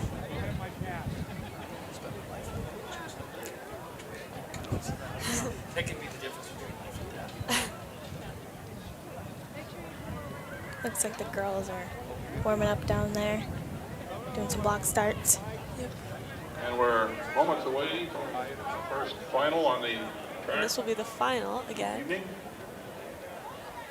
This will be the finals of the girls' 100-meter hurdles. Here are the lane assignments for the girls' 100-meter hurdle finals. In lane 1, she finished 5th in this race a year ago, a senior from Bedford, Brianna Coco. In lane 2, a sophomore from Londonderry, Nikki Longchouet. In lane 3, a sophomore from Bedford, Sheridan McGadden. In lane 4, she finished 2nd in this race a year ago, a senior from Nashua South, Sydney Lewis. In lane 5, the fastest qualifier, a junior from Salem, Katya Rajko. In lane 6, a sophomore from Exeter. Katya and Sydney also both got All-State, didn't they? Lane 7, so. Yeah, I think they did. I finished watched 3rd in it. this race a year ago, a senior from Exeter, Camille Sweet. And in lane 8, a senior from Spalding, Brooke Clooney. Those are your finalists. The girls. So it should be a good race right here. Yeah. See what it comes down to. Who wants it the most? Looks like they're about to get in the box. Yep.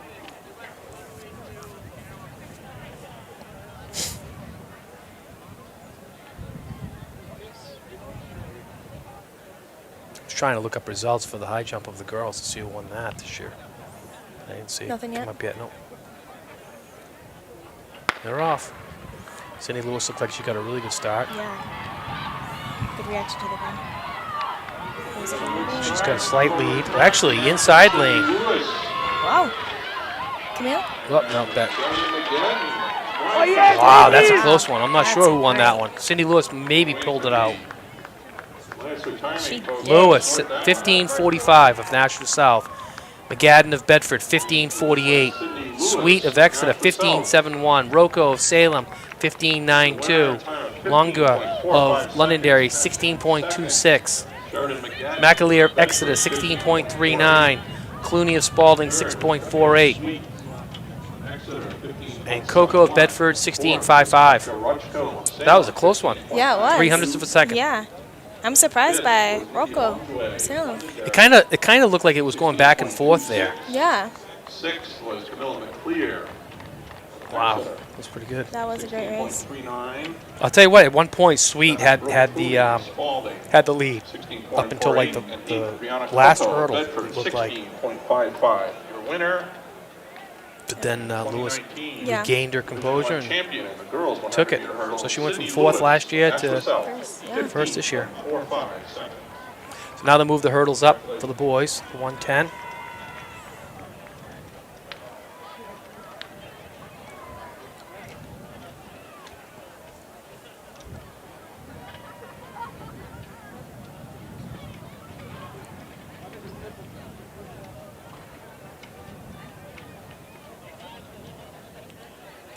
This is going to be another good race between lanes 4 and 5.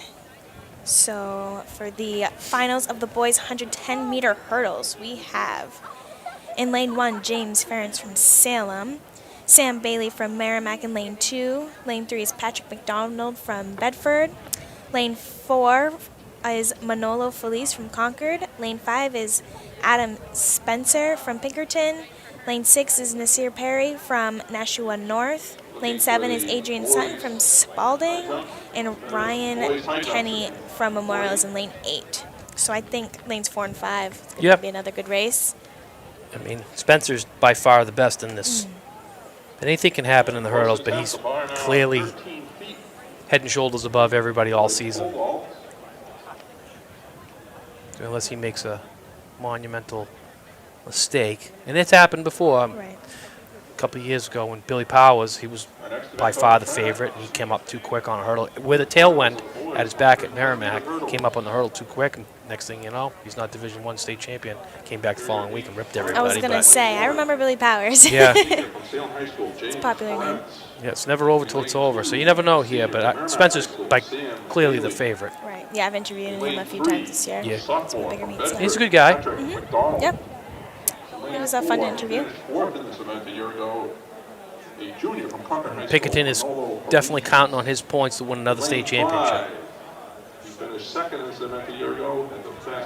Him and Cellini are going to, if they're going to win a state championship, most of the points are going to come from those two guys. I saw one of their teammates at triple jump. Yeah. He didn't even hit the board, and he was above everyone. Yeah, like 42 didn't even hit the board. So maybe hopefully some points for them in that as well. This will be the finals, the boys, 110-meter hurdles.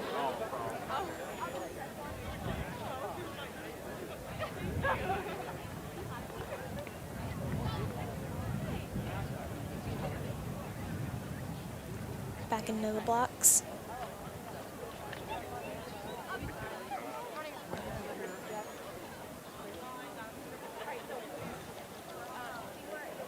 Should be a good one.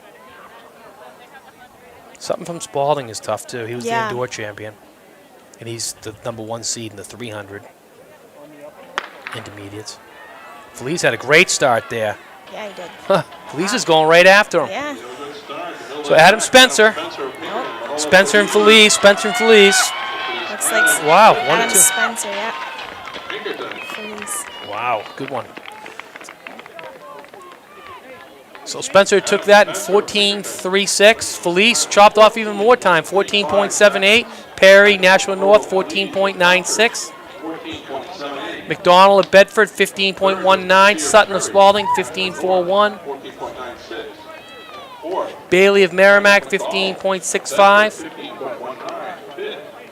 Ferentz of Salem, 16.67. And Kenny of Memorial, 17.51. So Spencer is our 2019 110-meter hurdle champion, a time of 14.35, outstanding time. And Felice and Perry, those slouches there, both of them breaking 15, putting some nice quality times up. So the future of hurdling in the state of New Hampshire looks pretty good. Adam Spencer's time's, top 10 of all time, 14.35, no doubt about it. Great effort. So now we've got the girls' 100-meter coming up. Hurdles are being taken off the track. Our next event on the track will be the finals. So far, on a windy night, we got some pretty quality. Yeah, we got some good times so far. And the season so far hasn't had the best weather. No, So it's nice that it's... it's never that great in New Hampshire. You're not wrong. It just goes from winter to summer. All right. All right, so for the girls' 100-meter dash finals in lane 1, Mary Vance from from Merrimack in lane 1, Taryn Naftali in lane 2 from Bedford, Sarah Waite in lane 3 from Concord, Lauren Noble in lane 4 from Spalding, Autumn Aronofsky in lane 5 from Salem, Ashley Griffin in lane 6 from Londonderry, Lydia Houghton in lane 7 from Central, and Joanna Karoma from Merrimack in lane 8. So again, we're going to have another close race, probably between Lauren Noble and Autumn. Lanes 4 and 5. Autumn had a great prelim time at 12.47. Wow. So yeah, and then Lauren Noble had a 12.83. But like you said, anything can happen in the finals, so.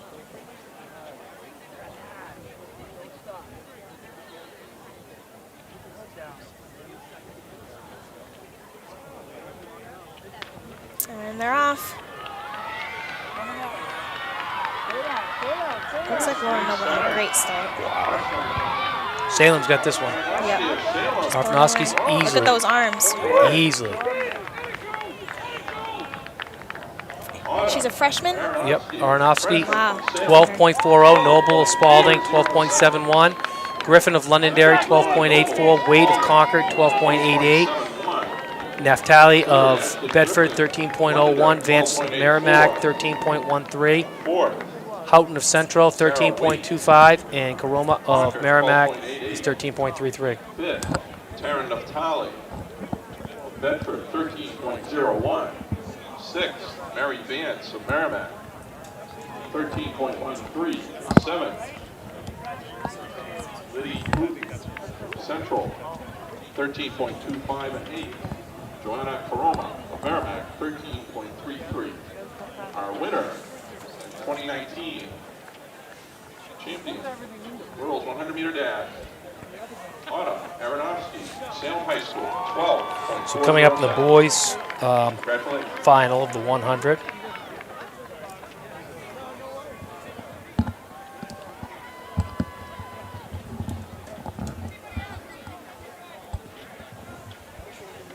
All right. Next event on the track will be the So for the finals of the boys' 100-meter dash, we have in lane 1, Zach Twardowski from Merrimack. In lane 2, Paul Martian from Nashua South. In lane 3, Marshall Burns from Exeter. In lane 4, Connor Cellini from Pinkerton. In lane 5, Jack McSweeney from Exeter. In lane 6, Adam Thornton from Merrimack.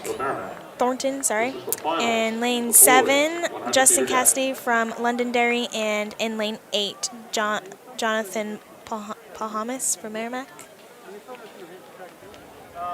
And it's going to be another good race. McSweeney had a prelim time of 10.98 and Connor Cellini had a prelim time of 11.05.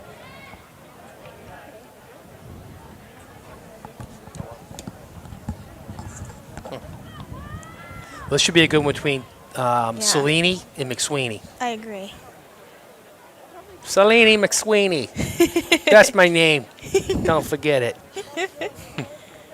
Ooh, good Wow, they're start. out. Yep. McSweeney got a great start. Who wants it more? McSweeney and Garifano. McSweeney, wow. Yeah, he just blew the Wow. he blew. Oh my God, he That was just a great race. smashed it. Woo! So McSweeney takes that 10.89. Wow, he went from a 10.98 to a 10.89. Thornton of Merrimack, 11.09. Cellini of Pinkerton, 11.10. Burns of Exeter, 11.19. Marchand of Nashua South, 11.21. Twardowski of Merrimack, 11.26. Pahamas of Merrimack, 11.31. And Cassidy of Londonderry, 11.32. So that's what we were talking about as far as Exeter stealing some points from Pinkerton. Because Cellini, you know, they were counting on him for a first or a second. Right. And so he got a third, Yeah, Exeter took a first and a fourth, so there's a lot of points right there. Right. And that's how you chip away at it a little bit right there. Yeah, so Jack McSweeney is the Oh, he looked D1 good. champ. Yeah, that was really good. 10.89. He's a stud. Impressive. Unbelievable. And stepping on the track will be the girls 1600 meter run. The girls 1600 meter run.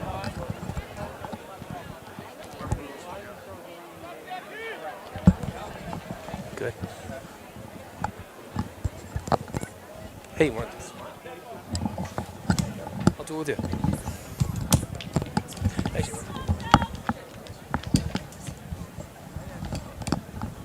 So it looks like they're all together right now. Go Exeter. Okay, sounds good. So all the girls, we have Caroline Fisher, BG, in first right now, first seed with a 5:05. Michaela Randall, Fiona Doherty, Caroline Toll, Callie Coffin, Adele Alexander, Abby Gulas, Lydia Matheson, Dante Abracchio, Ali McFarland, Carly Crane, Katie Watt, Brielle Ducharme, Natalie Correa, Maeve Donovan, and Ella Simpson. And the girls are off. So this should be a good race. It's the start of distance triple, I think, for Caroline Fisher. She wasn't in the 4x8, but she's in the 16, 8, and 32 on paper right now. Fiona is back from the relay. So is Michaela and Caroline Toll.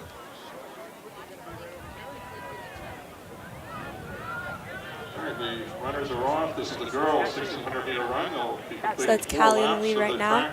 So they're going in the 200 and just under. Finalists Yeah. have been determined for the girls' shot put. The 8 finalists are Anai Dominguez of National South, Erin Kelly of Exeter, Natalie Burgess of National North, Adriana Buccieri of Pinkerton, Meredith Basta of Bishop Girton, Gabriella Forte of Bedford, Catherine Lynn of National A lot of North, Girton, yeah. Victoria Conrad. 3 BG right now could get some serious points for the team with the distance events.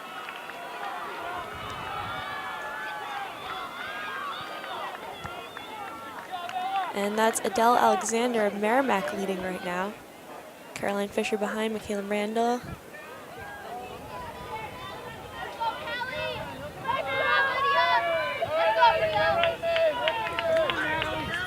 Five 12 pace. So I don't think we're going to see any crazy times. Again, a lot of these girls have big days ahead of them.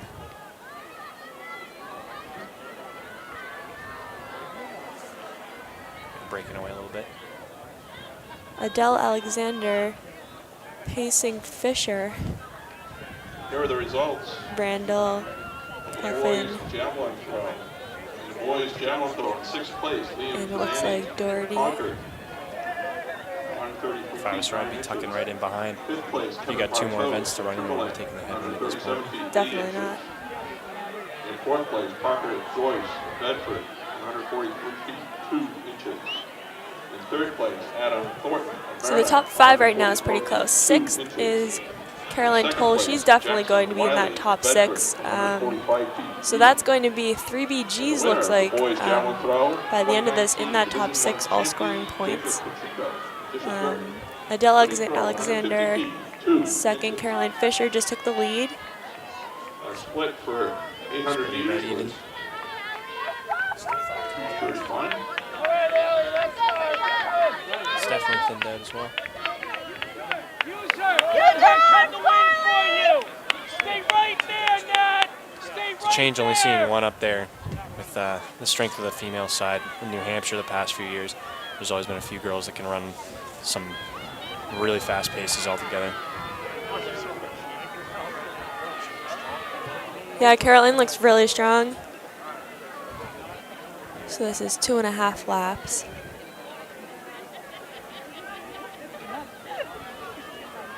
She's opened up about a 3-second lead, which is opening up more.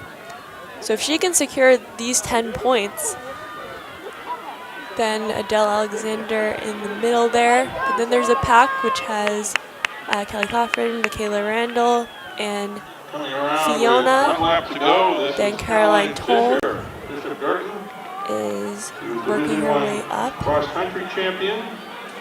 He's taking the bell So with 1 lap to go. That was 3:50. Adele Alexander. Adele Alexander of Merrimack is having a fantastic season. She is only a sophomore. She came in this race with a 5:21, seeded in 6th. And it looks like she's going to take 2nd.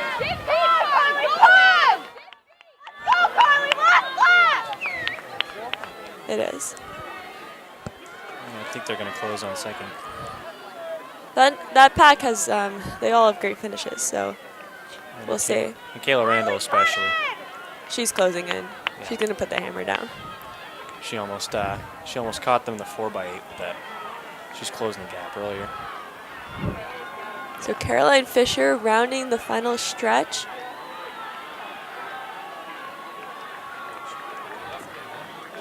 Yeah, she's looking really strong. Michaela Randall now took 2nd right now, so she's going to finish there. So Caroline Fisher is going to, low 5s, just over 5. Almost breaking the Be 5-minute mark. 5:02. So Caroline Fisher is your 2019 Division I 1600 meter champion for the girls. Kayla Randall coming in about 5:11. Adele Alexander, Fiona Doherty, Kelly Coffin. We have Caroline Toll then. Oh, that was a close finish. Finishing in 6th. Fight for that last one. Girls 1600 run Lewis of Concord. In 5th, Coffin of Nashville South. In 4th, Doherty of Bishop Girton. In 3rd, Alexander of Merrimack. In 2nd, Randall of Keene. And winning the girls 1600 meter run, 2019 Division I champion, Caroline Fisher. So Fisher from BG, again 5:02 for first place state champion. Congratulations. Second, I'm waiting for this to switch back. Second, Randall 5:11. Adele Alexander was 5:13. Doherty was 5:14. On the track will be the finalists in the boys. Callie Coffin from Nashua South 5:18. Gulas from Concord 5:22. And Toll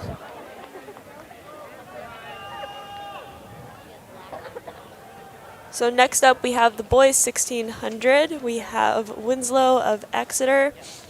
We have Aiden Kindop. We have Joseph Curran. We have Jack Taylor. We have Yassine Jakib, Nico Ramirez, Braden Kearns, Matthew Griffin, Jackson Majeka, Kyle Hogland, Ryan Young, William Boniman, Paul Boletto, and Ryan Fisher. Winslow today, I think, is the clear favorite. Depends on how he runs this race. If I was him, I'd probably be trying to take this out slow, make it a kick since he's got a triple, but we'll see how he does it. Yeah, I would be forcing this one right here. If I was anybody but Winslow, like Taylor or Curran. Curran could probably kick with him. Aiden Kindop can probably kick with him, so he can't get boxed in and make a mistake. But yeah, it looks like it's going out slow. I would not play this game with him. He's got to go with 600 or 400 to go if he wants to win. He can't save it to the last 200. It's too risky, but we'll see what he does. No, I would try to steal this race. If I was Taylor, Taylor's fast enough to mess around with him. Yeah, but if you take it out fast, I mean, your team gets more points later on down the road if he's tired. That's so right. If I was Winnacunnet or another team that's in contention, I'd be sacrificing my own double and dropping the hammer as hard as I could. Exactly.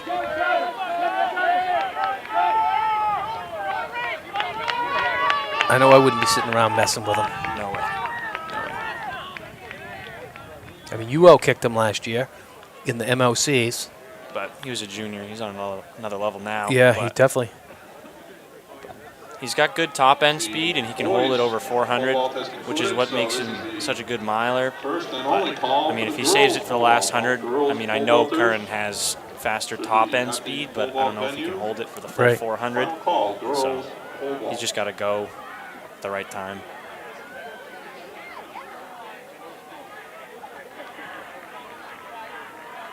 Well, Taylor's going to make a move, you know what I mean, to separate himself. Yeah. If he really wants this. You got to commit. No. Winslow's pulled up in second. If he just rides you, you ain't going to beat him, I'm telling you right now. Because if he's the one pulling the trigger, you don't know what's coming. And I would separate myself. You want to be sitting right where Kearns and Kern are right now. Right, They're in great exactly. position for this. Because they can see it coming. Absolutely. Followed by Jacob Winslow, Exeter. Kern looks like he's starting to round into shape. He looked good last couple weeks ago. I watched him against Jeffrey Allen at Merrimack Invite. I talked to him earlier. He said he had a lot of finishing speed and indoor. He had a lot of strength from cross country. He was feeling great, but he said in the last few races he's run, he just hasn't been able to finish like he had in indoor. So we'll see if he can stay on here and do something, but who knows. Kindorp doesn't look like he's doing anything. Looks like he probably ran that 4x8 a little too hard. Yeah, Here goes Winslow now, making a move. Yep, that's where you need to go too. Taylor's going with him. Just got to hang on. Because you know Winslow wants to put in his little effort. Oh, see him just slow down? Coming down the straightaway. He's looking back a little bit, making sure he knows where he is. So Winslow's taking this one. Yep. Looks like he's taking off. I have a feeling in the 800 Plaza's going to take it to him. We'll have to wait and see. Because I think Plaza's the type of kid that's not going to care. But Pinkerton needs the points, so you never know. You can't just go out and burn. Yeah. Plus, Winslow's got a 3,200 after that. He's got to think about that. Right. Well, this one here, I don't think is going to take a lot out of him, but I think the 800 is the one that may. Yeah. Because it just comes up so quick nowadays. And it's that top end speed that builds up your lactic acid so much. So here comes Curran. Curran looks like he's going to take second out of this. Winslow really looking back. Yeah, he's just saving. He knows what his it. job is to do. Yep, he knows he's got it.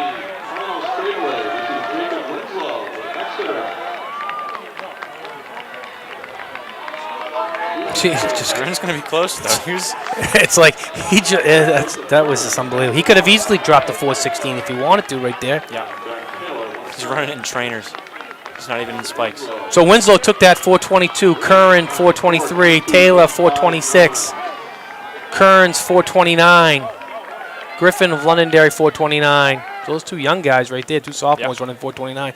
Jakib, Nashua North 431, Kindorp 438, Fisher of Merrimack 436, 438 you mean, excuse me. Right about what they were seated. Third, Taylor, Winnipeg. Second, Curran of Nashua North. Kindorp fell off a little bit. Yeah, Winslow looked pretty good there. He's definitely strong right now. Exeter. See what he can do with MOCs and New England's if he just tries to. Yeah, I mean, if I were him, I think I guess if you look at it, I guess he's probably got a better shot in the mile than he does the 2 mile because there's not many guys that are faster than 416, but there's plenty of guys that can break 9. Yeah. You know what I mean? Yeah. So it's one of those things. I don't know. I think he's got a better chance. I don't think he has a shot in the 800. It's just there's guys that can run 150, but he could probably do it if he's pushed. He could probably run 152 in that range. So he's right there. But he's got good strength for the 32, but I think he'll still run the mile at New England's. We'll see if he goes to nationals. But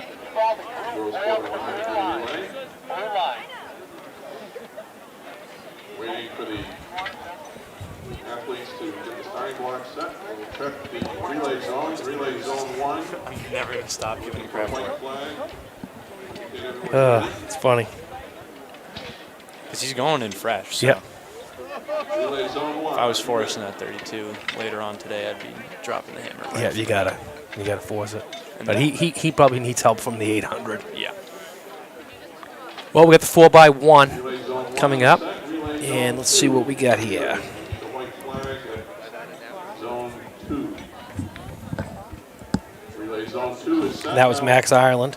Exchange zone 3. National North, now reviewing H. Anchor legs. Zone 3. Former, well, MOC champion last year of 2018. 417, right? This is section 1. You were a little upset after this race. Remember, you thought you weren't going to run MOCs, and I talked you down the end. I said, "Come on, man." Yep, it was. Yep, that's what you got to do. That's the thing about running. So we have, in the girls, we have Winnicott, Timberlane, Elverin, Bishop Girton, Keene, Manchester Central, Spalding, and Salem in this first heat. So what's the top time coming in right now? Top time coming in is, well, you know what? I don't have it on this list here. Here, I'll look. See if you have it on yours.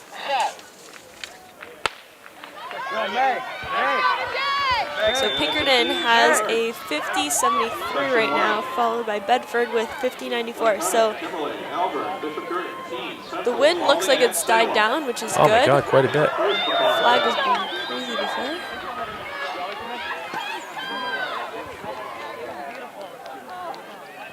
Looks like Girton's got the early lead on this one. Luck and change here. Still Girton's in front. Girton's going to pick up some serious points. They are, because they were seeded 10th going into this. So we'll see. I mean, you still have another heat, but Girton and Keene. So Keene looks like it's going to pull out this one right in the end. So Keene and Girton. 51 it looks like, 51.9-ish.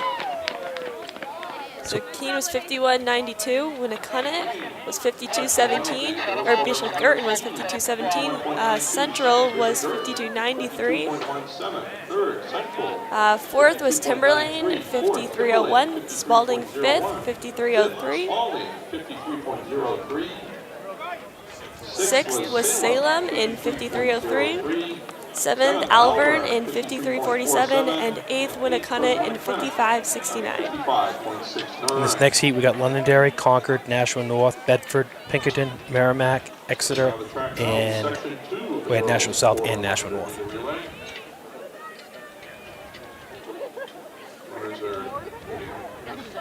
Starting block set. Zone 1, we have a white flag. They're all set in zone 1. It's almost looking dark out. Maybe it's the window that we're looking through, but We have a white flag. Looks like the wind is definitely dying down now. The sun was shining before for a while. Zone 3. Still, this is nice weather right now. You know, it's not raining like it has been at so many other invitationals this year. This is section 2 of the girls 4 by Yeah, 100 has been. area.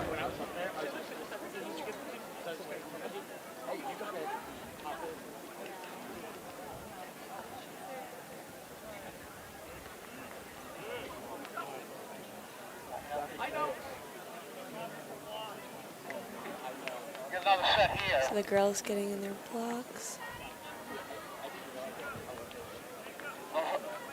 Need another set? All right. Relax, girls. We're just going to get a block problem.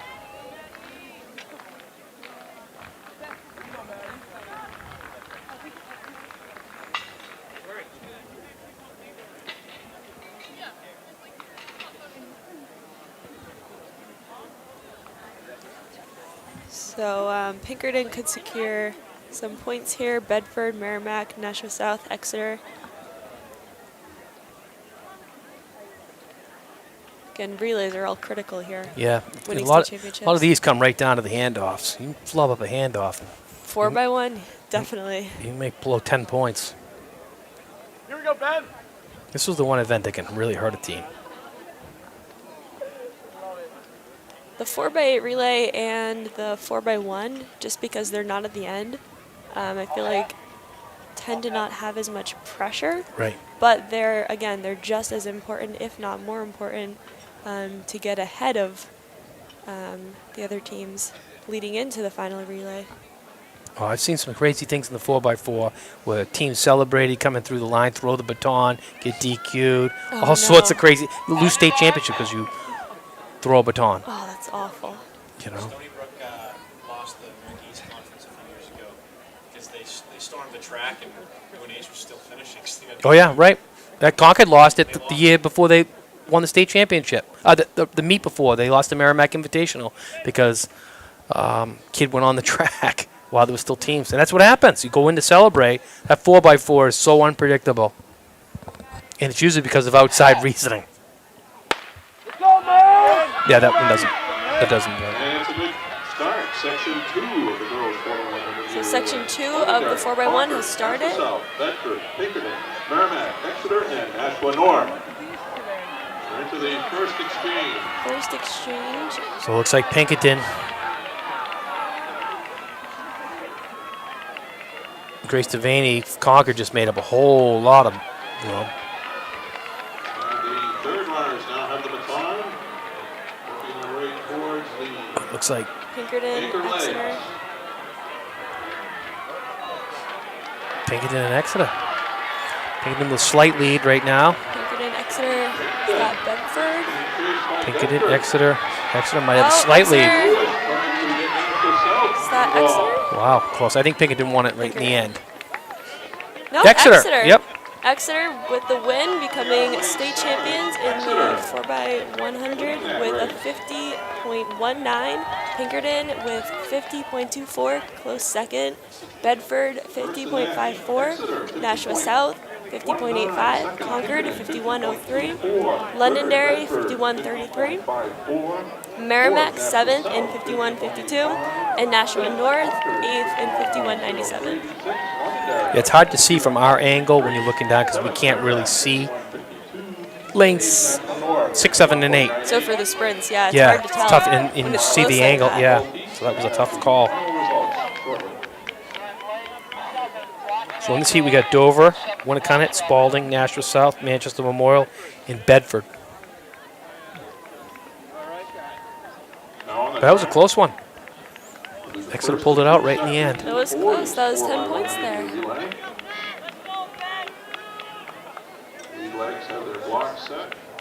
That's all it takes to win a championship sometimes, too. If you're supposed to win and you lose and there's a flip-flop of points, it's a big difference.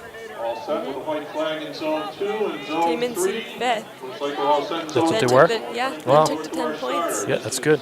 Section And 1. that's what a lot of teams don't account for. When you do stuff on paper and say, "Oh, we should win," well, shoulda, woulda, couldas.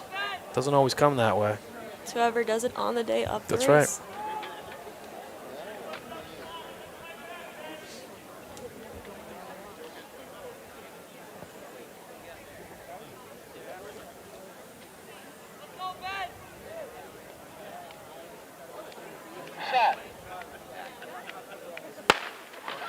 Boys are off. And it's a good start. Section 1 of the This is boys. section 1 of the 4x100. Spalding, Nashua South, Memorial, and Bedford. Runners approaching the first zone. Second legs down the backstretch. Ready to make the second pass. Second exchange. So this looks like South and Spalding. And the anchor legs getting ready to take the Yep, South and South with a slight lead. But that can evaporate quick. Sutton's fast. Sutton's Gonna be coming very hard. close. It's very close. Looks like South has it though. Oh, Ooh, a little that was tussle very afterwards. close. Looks like South took that one, though. So South there in 44.93.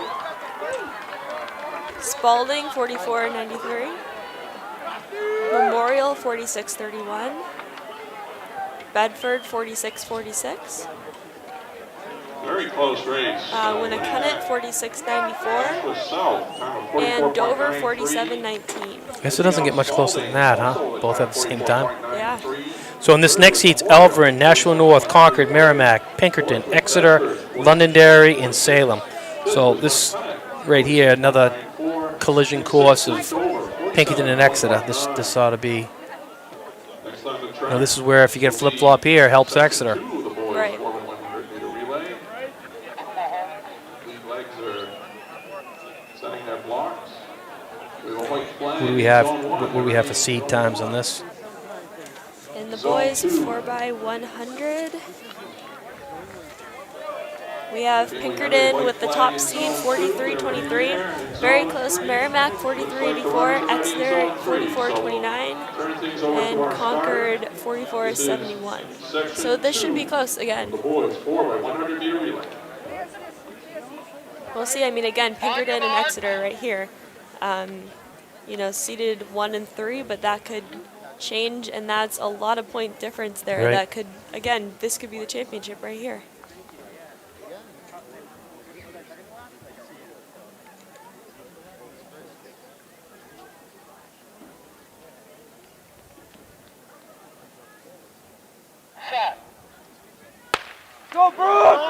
So they're off. And it's a clean start with section 2 of the boys 4x100. So again, this is section 2 of the 4x100 for the boys. Pinkerton, Exeter, Londonderry, and Salem. So right now it looks like Pinkerton's slight advantage. Wow, good handoff by Pinkerton on that one because it was pretty close to even at that point. Pinkerton with a slight advantage. So it's going to come down here. Wow, Pinkerton. that was a horrible. Oh, there you go. That's how it goes right there. There's 10 points right out of your 10 pocket. points. This is Merrimack. Merrimack's going to get second, and Exeter. Exeter's going to get third. That's how you lose state championships right there. Merrimack first, Exeter second, and Pinkerton right. Nothing. There's Wow. 10 points off the table right so Merrimack there. was 43-15. Merrimack. Exeter was 43-61. Concord 44-26. Nashua North 44-44. Londonderry 44-58. Fourth, Nashua North, 44.44. Fifth, Londonderry, 44.5. Alvern 45-30. 45.3. Salem 45-32. Salem, 45.32. Guess what happened there? Pinkerton just cracked open the door for Exeter. And that's what it was, because it's basically on paper a 10-point difference. Right. So, You know, handoff, like that handoff right there, seriously, could be the championship. and clearly Pinkerton was on their way to winning. Yep, that's it. 10 point. That's tough, but It's that's tough. Next event on the track. That's going to take a lot to make up. that's why it, on paper doesn't always Girls, 100-meter run. decide it. Comes down to the handoffs. Yep. So, 2 sections of the girls: Allie Hebert of Keene, Taylor Rogers of Central, Juliana Messina of Concord, Ashlyn Smith of Dover, Adrienne McCoy of Elvern. Let's see, Chantel Finlay of Nashua North, Haley Blaisdell of Winnacunnet, and Elizabeth McFarland of Exeter.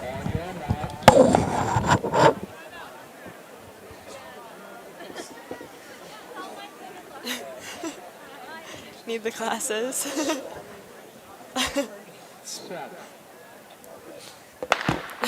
So this is the start of the first heat of the girls 400 meter. Ellie Hebert of Keene, Taylor Rogers of Central, Juliana Messina of Concord, Ashlyn Smith of Dover, Adrienne McCoy Soaps of Alvern, Chantel Finley of Nashua North, Haley Blaisdell of Winnacunnet, and Elizabeth McFarland of Keene. So it looks like McCoy Sophos of Alvern with a little bit of a lead. It's still hard to tell till they make that bend. It's pretty tight, it looks like, in the top 3.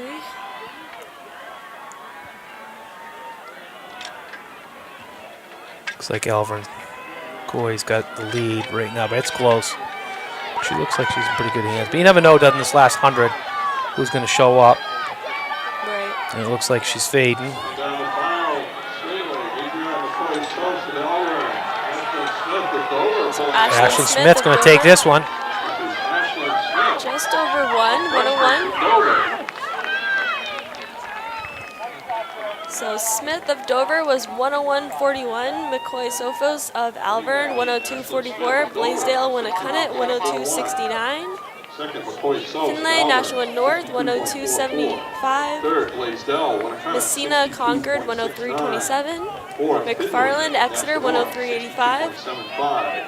Fifth, Messina of Concord, 63.27. 7 Rogers Central in 105.33 and Hebert of Keene in 105.45. So that was section 1. Section 2, we got Tess Rogers of Winnacunnet, Samantha LaPetrie of Winnacunnet, Autumn Aronofsky of Salem, Sarah Pellarulo of Timberlane, Grace Devaney of Concord, Kylie Quinlan of Winnacunnet, Autumn Agri of Exeter, and Asia Mercier of Memorial. So Grace Devaney's the heavy favorite in this one. She's coming in with a 55.42.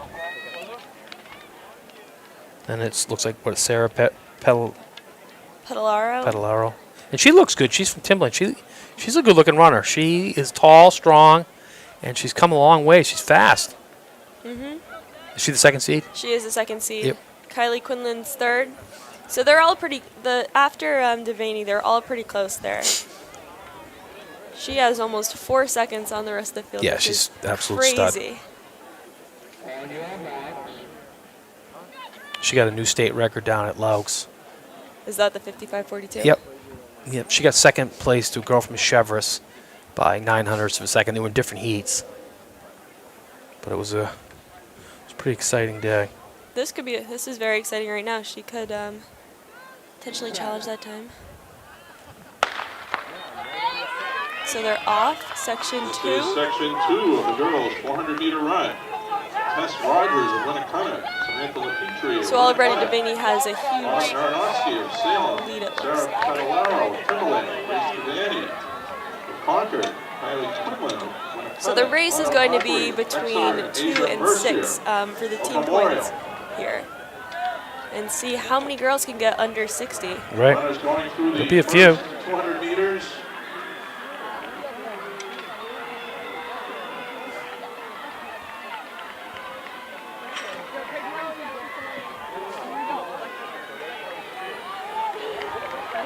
So Devaney, 5, this is Grace Devaney. She is a 3-time Division she's a I 3-time Division I champion.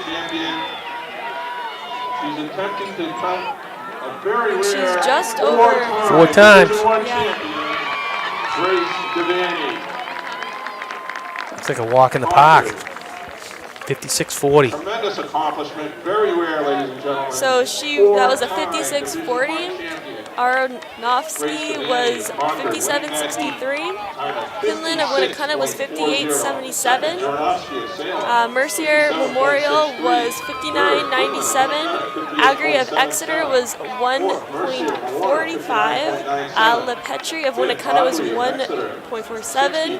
Pedalaro of Timberland was 102.24. And Rogers of Winnicott was, did you catch that? Missed it. Yeah, I missed it.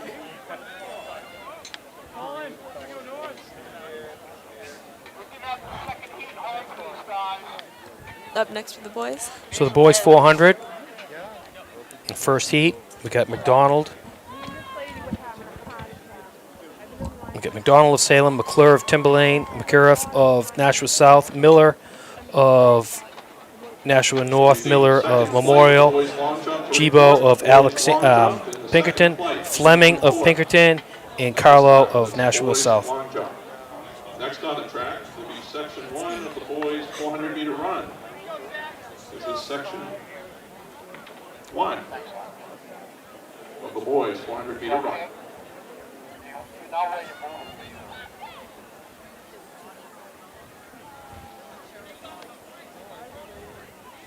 Accident of the instructors. Thank you. On your marks.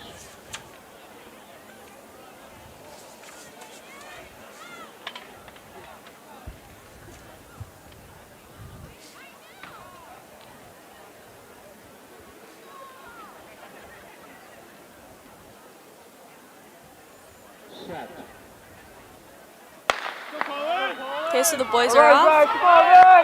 Section 1.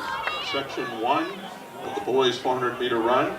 Aiden McDonald of Salem, Ryan McClure of Timberlane, Maxine McCurry of Nashua South, Colin Miller, Nashua North, Zach Miller, Memorial, Alexander Jibo of Pinkerton, Benjamin Fleming of Pinkerton, and Eric Carlo of Nashua South. Looks like the bar in the boys' high jump is now at 6 feet. It's like Pinkerton boys are up there. Girls hold off at 7 feet 6 now. Nashua South.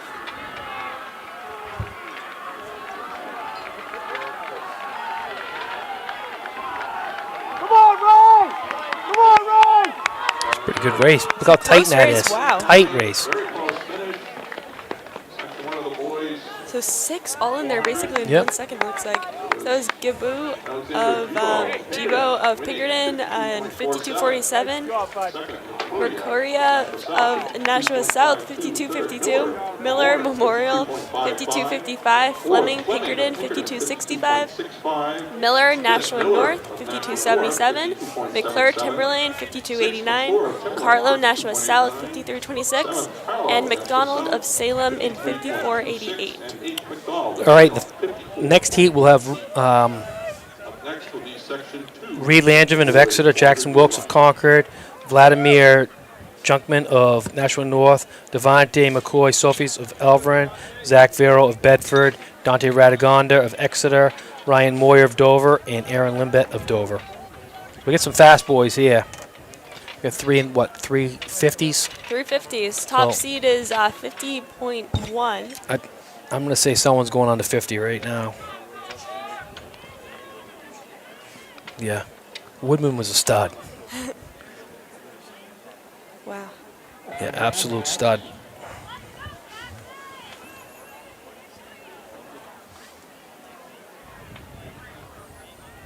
I was surprised he didn't win New England's all last year. He got handled pretty easily, got second place, but I didn't think anybody in New England could touch him. But he had a good year in Connecticut.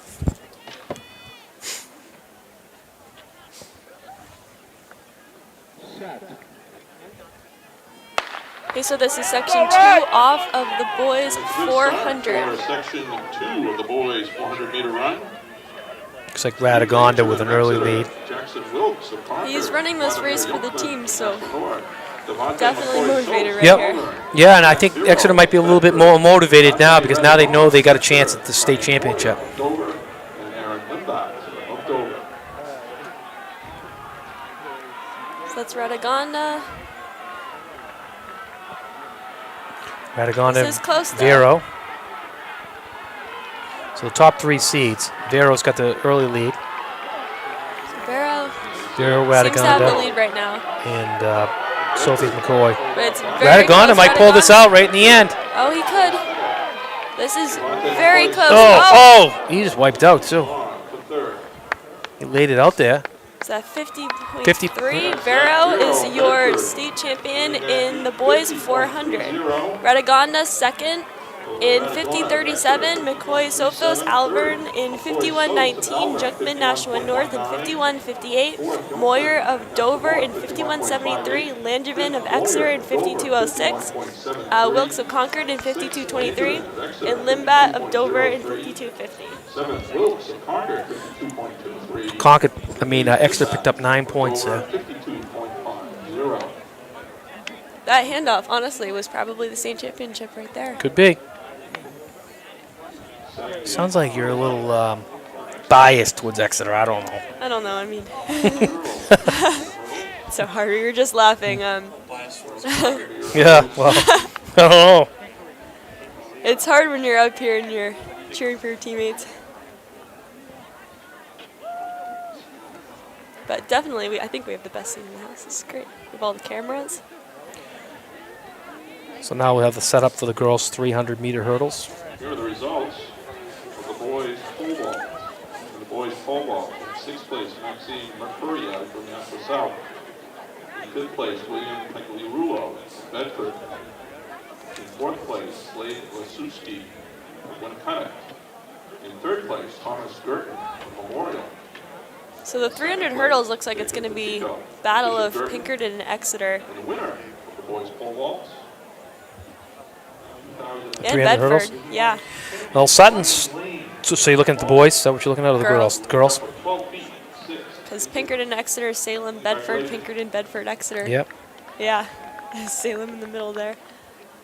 Yeah, both heats are loaded, huh?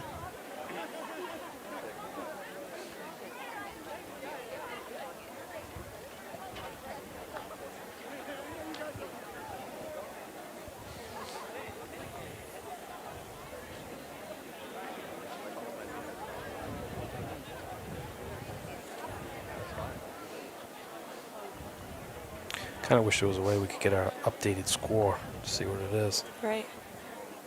but I don't see that happening for some reason.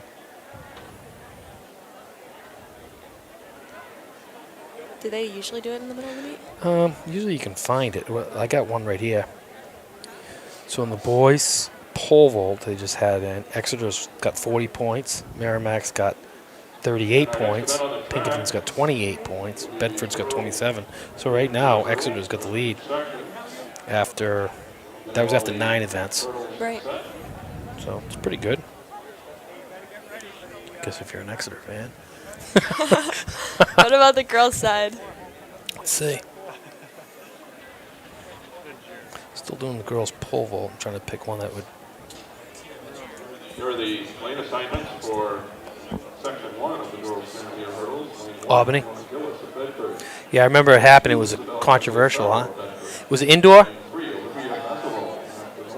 Outdoor. 4, Lauren Noble of Baldwin. And 5, Sabrina Sherman. Exeter. Lane 6, Camilla McLear of Exeter. Lane 7, Kathleen Messer, Bishop Girton. And lane 8, Morgan Nault of Memorial. Well, I found one here. Girls, after 9 events, Exeter's winning 39-32 over Bishop Girton. Turn things over to our star.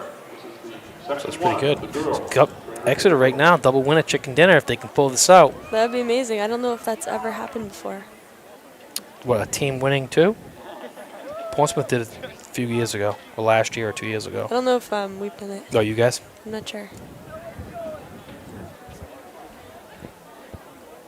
Didn't you just win your first girls' title ever? Last Or- year? Last year? Yeah, was that the first? They won in 2012, I think.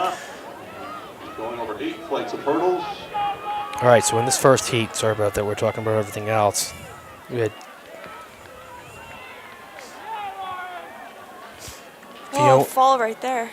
Gillis of Bedford, Tagliarufo, Bedford, Mazarol of North, Noble of Spalding, Sherman of Exeter, McAleer of Exeter, Messer of Bishop Girton, Nault of Memorial. So Sherman and McAleer, both of Exeter, have big lead. They look good, huh? So sometimes some places come out of this slow heat. I saw a kid win I had a teammate win a state championship out of the slow heat as a freshman in the 300 intermediate hurdles. And he never won another state championship in his life. Wow. Not one. So Sherman was 47.09, McAleer 47.65, Messer 48.82, Tagliaferro 48.89, Mazzarelli 49.35, Nault 50.32, Gillis 52.26, and Noble 54.83. So in this one we have Lopez of Nashua South, McGadden of Bedford, Coco of Bedford, Lavelle of Exeter, Graves of Pinkerton, Rojko of Salem, O'Brien of Pinkerton, and Sweet of Exeter. Who comes in as the #1 seed? Number 1 seed is Graves of Pinkerton in 45.83. Close is freshman, my teammate Sydney Lavelle in 46.24. There's only freshmen in this heat.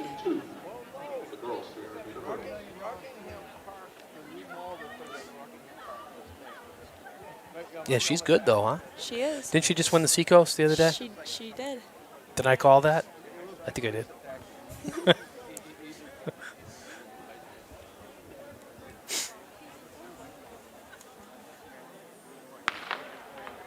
So the girls are off, and this is section 2 of the 300.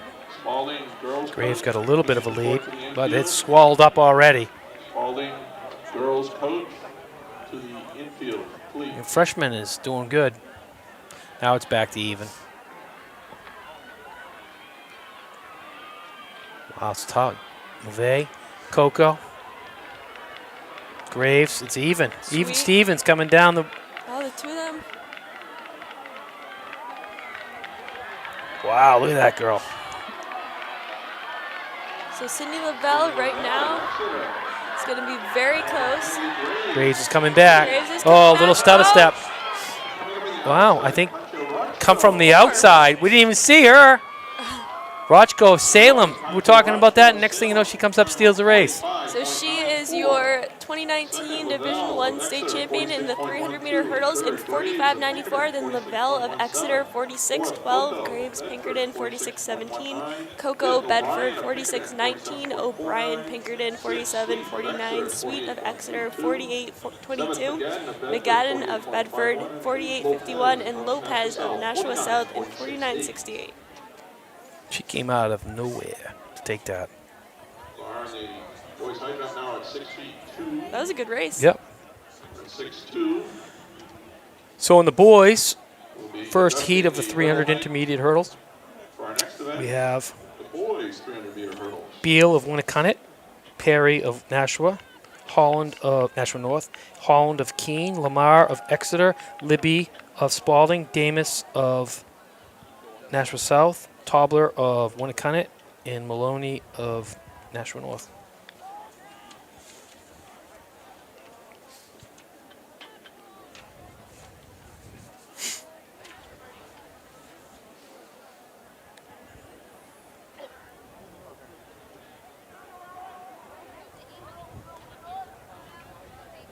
Yeah, she was like not even in the picture there for a while. They came right in. Well, the other three are battling each other, worrying about that. Come out from the outside lane, take the race.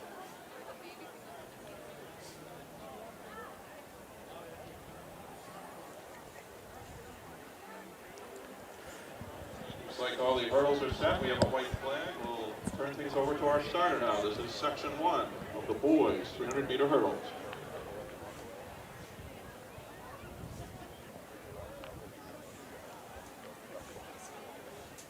What do you do? Oh, wow. Don't forget to share it with your friends. Wish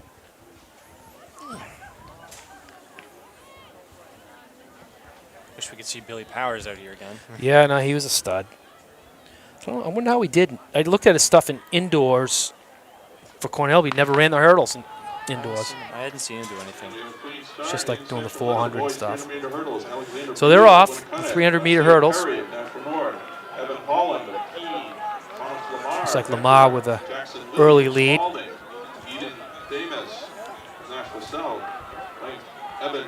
So hard to tell. The turn is really when you can start to see it. Actually, Nashua South, but he's starting to stutter step. Well, as soon as you start to stutter step, you better have a good lead. You better have a good last few hurdles. Look at the world closing in on him. He had a nice lead. The kid's closing on him. Oh, that's the end of him. Nashua North can take that. So Nashua North takes that one. Yeah, he gets stutter stepped, and then once that happens.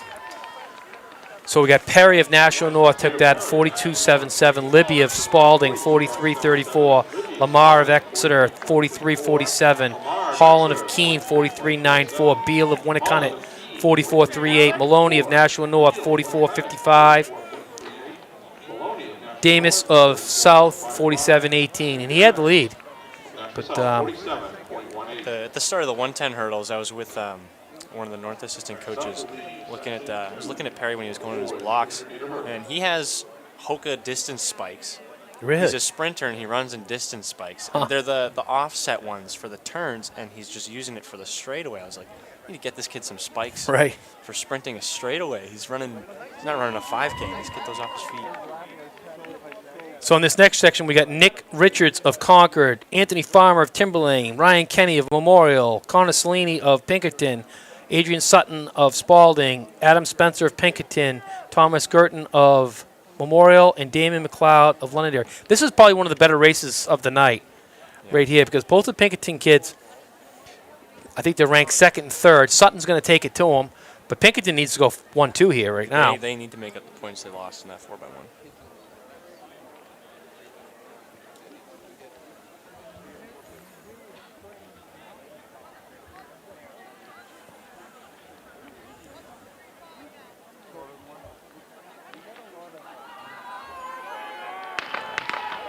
Oh, false start. Back. Oh, wonder who that was. Better not be Pinkerton. We'll bring the runners back. This is going to be interesting, huh? Redo that start. Wonder who it was. Hopefully no red cards. We'll see. I'll tell you, I'll never forget when the indoor 1500 and the official whipped out the red card from Winslow. Oh, that was a tough one. Please report to the infield. But he definitely made up for it, you know. Oh, yeah. Following year. Oh, yeah. I told people, I said, yeah. I go, it's kind of like Virginia getting knocked out of the NCAA tournament, 16-1, and what happened the following year? They win the title. Makes you hungry. Yeah, it does make you hungry, and it makes you grow up quick. Oh, yeah. But I did see him the other night. He was so jacked up to try to break the school record in the 800. He almost jump-started in the 800 at the Seacoast meet. I'm like, buddy, you can't do that. Get it together. You don't want that stuff creeping up on you again. Got to run it like any other race. Went out a little too So hard, I think everybody's there. Yeah, I don't think anyone was No. DQ'd. No one. They're all there. Fortunate enough. There's another Pinkerton out. That would be throwing away the title. Yep.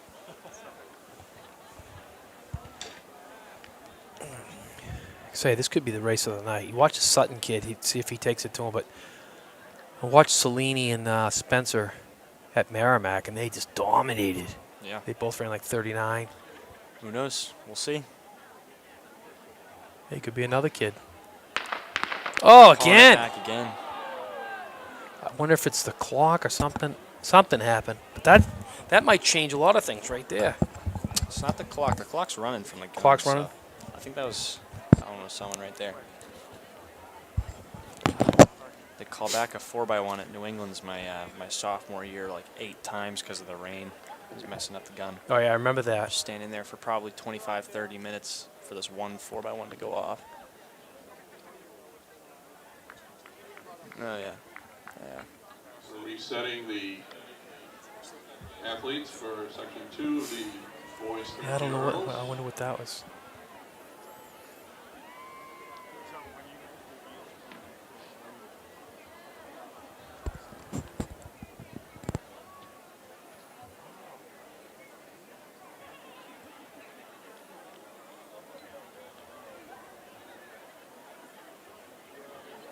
I swear, Tom, every time I hear a false start, I get a sinking feeling, like a ugh.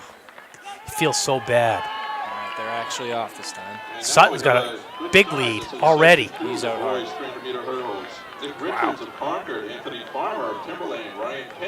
Sutton is just, you better hope Celine. Oh, he started hard on that hurdle. Cellini stuttering now, too. But Pinkerton on the outside is looking strong still. But Sutton But looks good. Sutton's moving. This is Sutton's race, but here Pinkerton, comes I'm telling Spencer. you, I'm telling Spencer you, is going to, Pinkerton is moving. He just needs to, here he goes. to clear these last few hurdles. Spencer's going to take this. Oh. Oh, my God. They're that might be a DQ for It could be. jumping over into the other one. Could be. Either way, Pinkerton got some serious points there. Oh, yeah. So Spencer takes that 39.26. Sutton, second, 40.22. Cellini, Pinkerton, 40.41. Kenny of Memorial, 42.49. Farmer of Timberlane, 42.88. Richards of Concord, 43.11. McLeod, Londonderry, 43.23. And Girton of Memorial, 45.32. So I don't know if he'll get DQ'd on that. That was one little thing Pinkerton definitely needed there. Kind of looked like when he jumped out, he was already across the line. Yeah. And the other kid was across the line. Yeah, but he did go over into the other lane pretty far, but we'll see. Hopefully nothing happens. It looked okay, but we'll see. Next event on the track will be the girls 800-meter run. So next up we have the girls 800. Two sections. Girls will stay in their lanes for one turn. So in section 1 we have Abby Dubois of Alvern. We have Adele Alexander back from the 1600 of Merrimack, Kennedy McCarthy of Winnacunnet, Grace McDonough of Londonderry, Mary Kate Finn of BG, Caitlin Pepin of Central, Carly Crane of Central, and Kayla Rowell of Exeter. One step backwards, please. Now, you can move forward. Right there is good. Go, Kate. All right, Caitlin. On your marks. Go, Kate.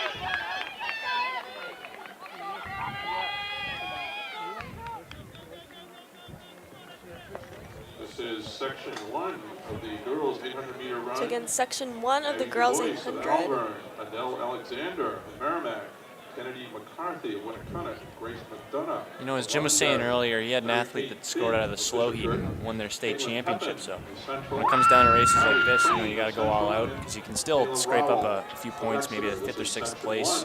Even they can do something for your team from the slow heats. So we'll see what can happen here.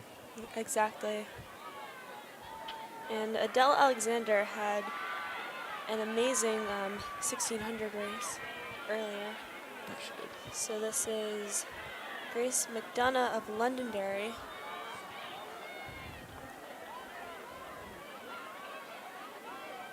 And Mary-Kate Finn of BG, followed by Caitlin Pepin and Kayla Rowell. So they're going in about 107, 108. 400 meters in 68 seconds.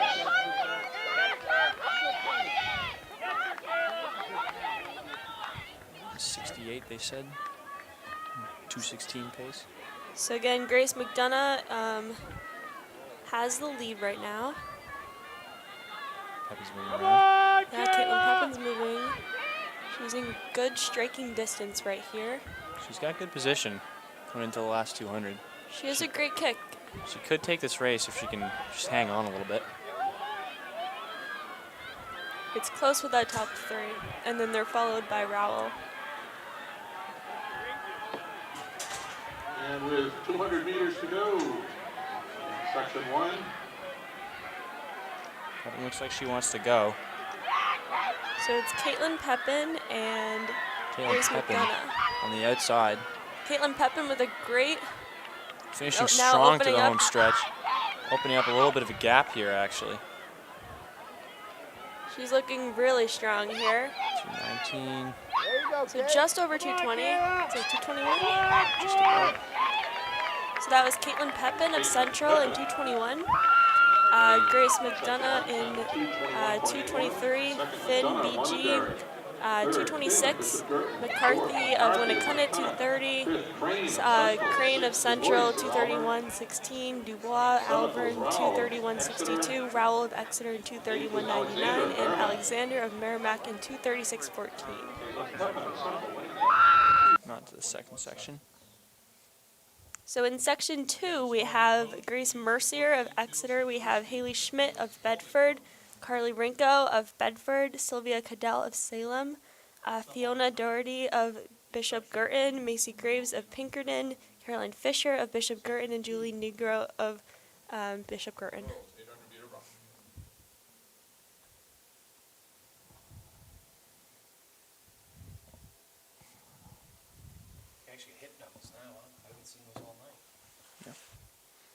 Starting them out in lanes.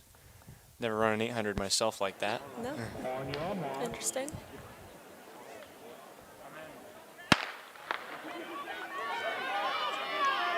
They're just starting it in lanes, and then once they get to the straights, they cut in. I know they do that in a lot of college races, but you'll rarely see it in high school. Yeah. Yeah, gives Especially people space. Especially in an 800, yeah. Less falling off the start. This is section 2. Yeah, cut his foot, and now he's out. It's really unfortunate, actually. So that's Grace Mercier in the lead, then Caroline, or Sylvia Cadell of Salem. yeah. That's Fisher in second That's there. Caroline Fisher in second. Macy Graves of Pinkerton, Caroline Fisher of Bishop Girton, and Julie Nigro. Julie of Nigro. Bishop Girton.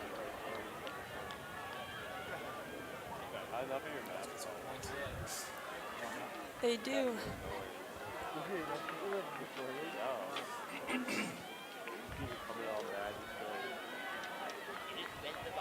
Still really tight.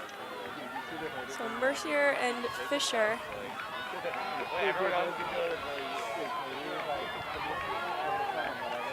They're gonna go in.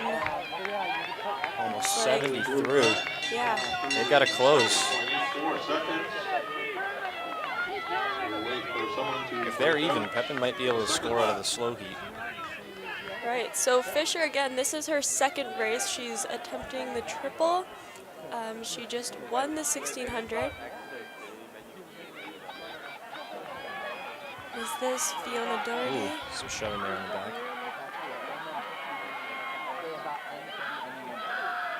So this is tight. And now the race is starting with the 3 right there. Just wanted to go.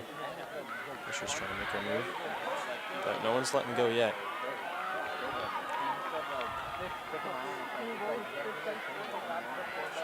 Fisher, yeah, Fisher's looking strong. So Fisher could have this triple crown potentially tonight. Yeah, she looks like she's pulling away now. She is pulling away. She looks great. So here's Caroline Fisher. She's going to be your 2019 state champion in the 800. So what's her time? 2:18.53. Second was Cadell in 2:19.26. Third, Graves of Pinkerton in 2:19.40. Mercier was fourth in 2:21.76. Rinko of Bedford was fifth in 2:23.92. Doherty of Bishop Girton was 2:24.37 for sixth. And Nigro of Bishop Girton was 2:25.53 for seventh. Schmidt of Bedford 2:26.39. And like we mentioned, you can score out of the slow heat, and Pepin just did it. So. On the track will be the first of 2 sections of the boys' 800-meter run. Giant step back, gentlemen. Giant step back away from the Section 1 of the boys' 800-meter run. Lane 2, back up a little more, please. Thank you. All right, in the Section 1 finals, we have Paul Boletto, Matthew Flanagan, Eben Bragg, Fisto, I cannot pronounce his last name, Torin Kindop, Sergio Sartini, Ethan Damaris, and Yassine Jakib. Boys 800-meter run. Paul Boletto of Alvern. It's too long. I'll use the whole race trying to pronounce his name. Concord. Torin Kindop, McKean. Sergio Sartini of Keene. Ethan Damaris of Pinkerton, and Yassine Jakib of Nashua North. It's Jakib.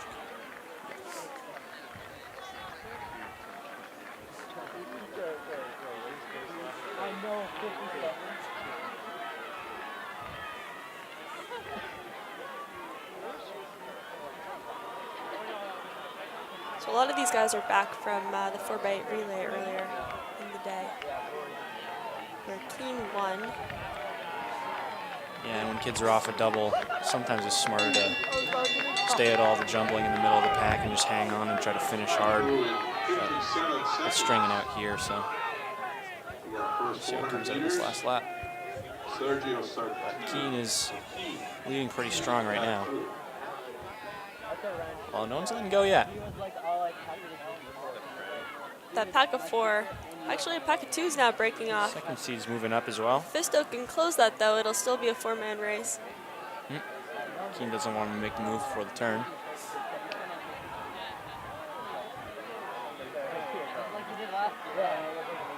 Well, 200 meters to go. Almost 100 meters to go. Looks like Fisto is moving on the outside there. Oh, they're stringing out on this home stretch. It's going to come down the line. Fisto is looking strong, though. I think he might be able to take this one out the line. Fisto might be able to take this. It's down to the lean, but I think Fisto Just took under that 2. one. I think he just took that. Yeah, it looked like he was going for it in the split in the 4x8 earlier. But. So they were 159.45 and 159.55. So that was Fisto and Sartini of Keene. Then Flanagan of Bedford in 2:01.13. Kindop from Keene in 2:01.53. Damaris of Pinkerton in 2:02.18. Bragg of Concord in 2:03.06. Boletto of Alvern in 2:04.08. And Jakib of North in 2:07.87. Yeah, these guys definitely have to run fast. With 2 159s, they could be able to score the slow heat again. So we might.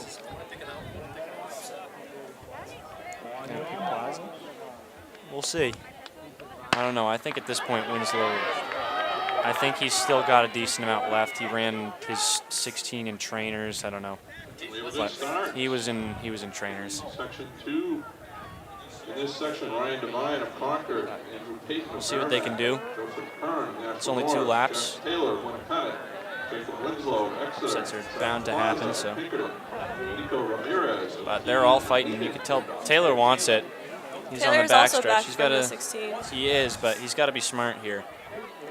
Winslow can beat him in the long run, but He's got to make the move at the right time if he wants this. 800's all about timing. It's all about patience and waiting for that one right moment, then you got to take it.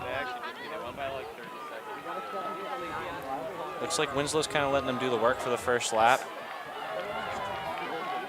He's not letting go, but if you want to beat him, you've got to fight. But it's looking like these kids have some fight in them.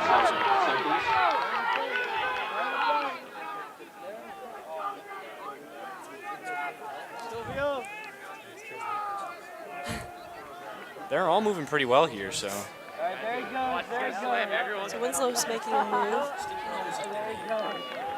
Kern's making a move as well. He's not done yet. He's not done yet.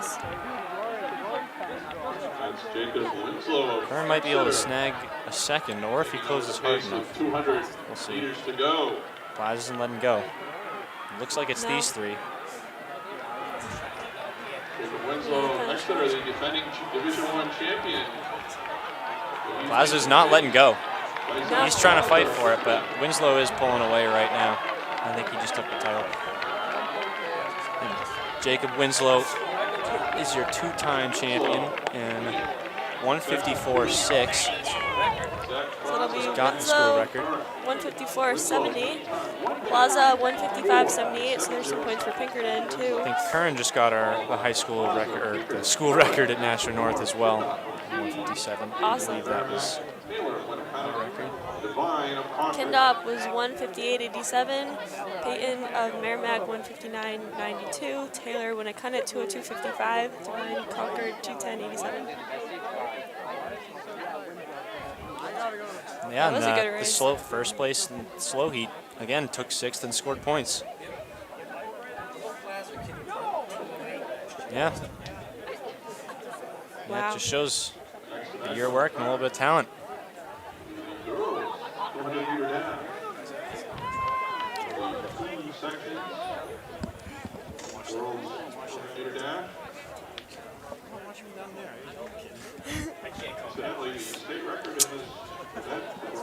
I know it's hard.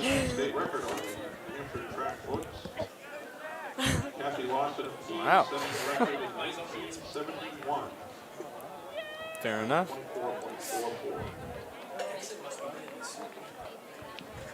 I feel like, yeah.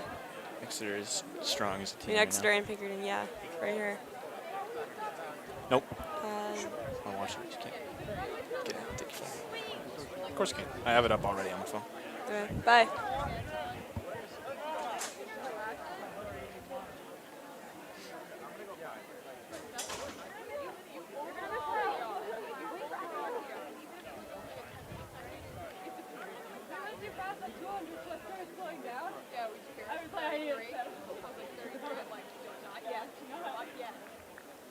Next up is the girls' 200-meter dash, section 1 of 2. What do we have here? We have Justine Colburn of Keene, Grace Kuniz of Exeter, Wayne Sono of Memorial, Sarah Wadey of Concord, Madeline Stevens of Nashua South, Vanessa Norton of Nashua South, Mary Vance of Merrimack, and Veronica Gikas of Bedford. So they're up out of the blocks again.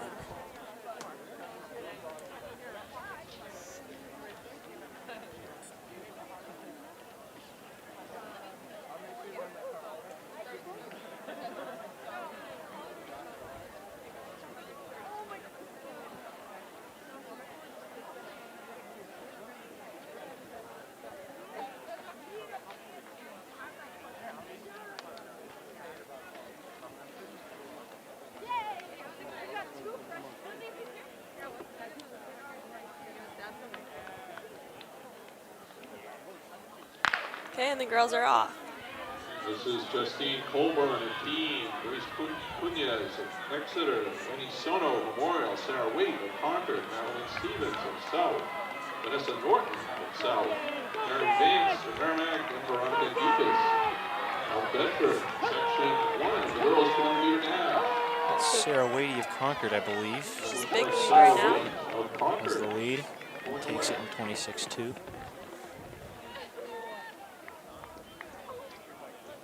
Sarah Wade of Concord winning section 1. Sarah Wade, 26:37. 26:37. Norton, Nashua South, 26:96. Stevens, Nashua South, 27:02. Sono Memorial, 27:25.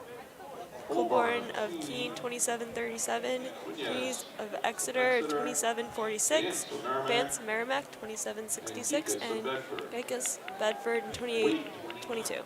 Section 26.37. That was section 1. Starting blocks, section 2 of girls. So section 2 is about to start. And we have Angie Suaza of Nashua South, Ella Frazier of Exeter, Asia Mercier of Memorial, Amelia Graves of Pinkerton, Grace Devaney of Concord, Lauren Noble of Spalding, Liddy Houghton of Central, and Sarah Pedellero of Timberlane.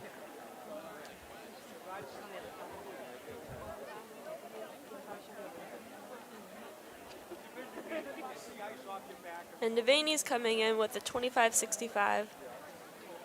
That's almost a second ahead of Graves Pinkerton, 26:48. Yeah, she's the clear favorite here.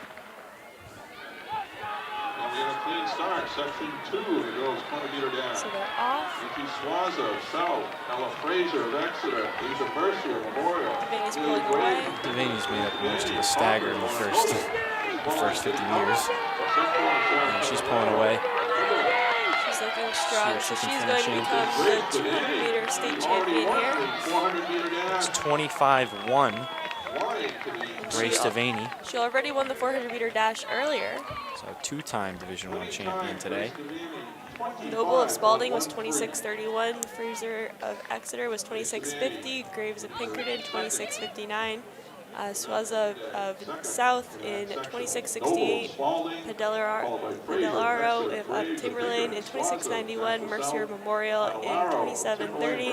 And Houghton of Central in 27:34. Now we're on to the boys. So again, 2 heats of the boys.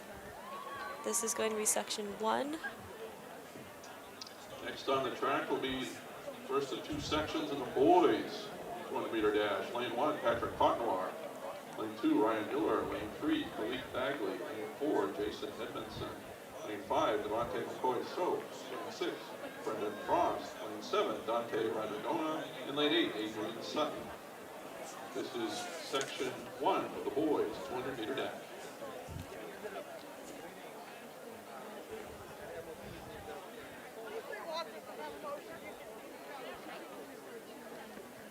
So again, a lot of these boys are going to try to score some points out of this heat for their teams. Yes, they will. Pinkerton and Exeter here. Pinkerton, if they can pick up some more points out of another slower heat, that'd be great for them on the team side. They need to make up those points they lost in that 4x1. We'll see if they can do it here, but Looks like right now it does not look like it. Sutton of Spalding in lane 8. Ooh, he's falling off. I think he's hurt. He's down on the track. I think he pulled something. Hopefully he's okay. So that was Dante Radagona of Exeter in 23:28, Edmondson of Exeter in 23:34. So those two are going for the points right here. Bagley of Londonderry 23:42, McCoy Sophs of Albert in 23:50, Miller from Pinkerton 23:57, McCoy Sophs of Albert in 23:85, Cote Noir of Pinkerton in 23:99.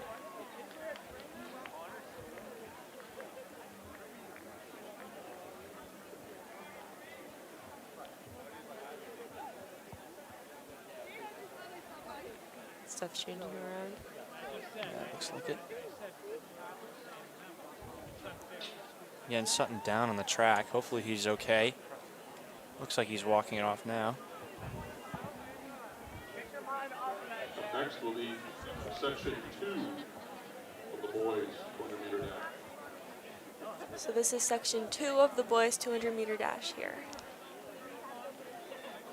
So in section 2 we have Riley Mulvey of Salem, Marshall Burns of Exeter, John Brooks of Pinkerton, Zach Barrow of Bedford, Connor Salini back from Pinkerton, Justin Cassidy of Londonderry, Jack McSweeney of Exeter, and Adam Thornton of Merrimack.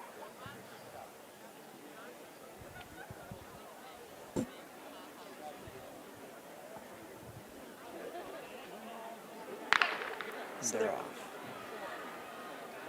This is a good start for section 2 of the boys 200.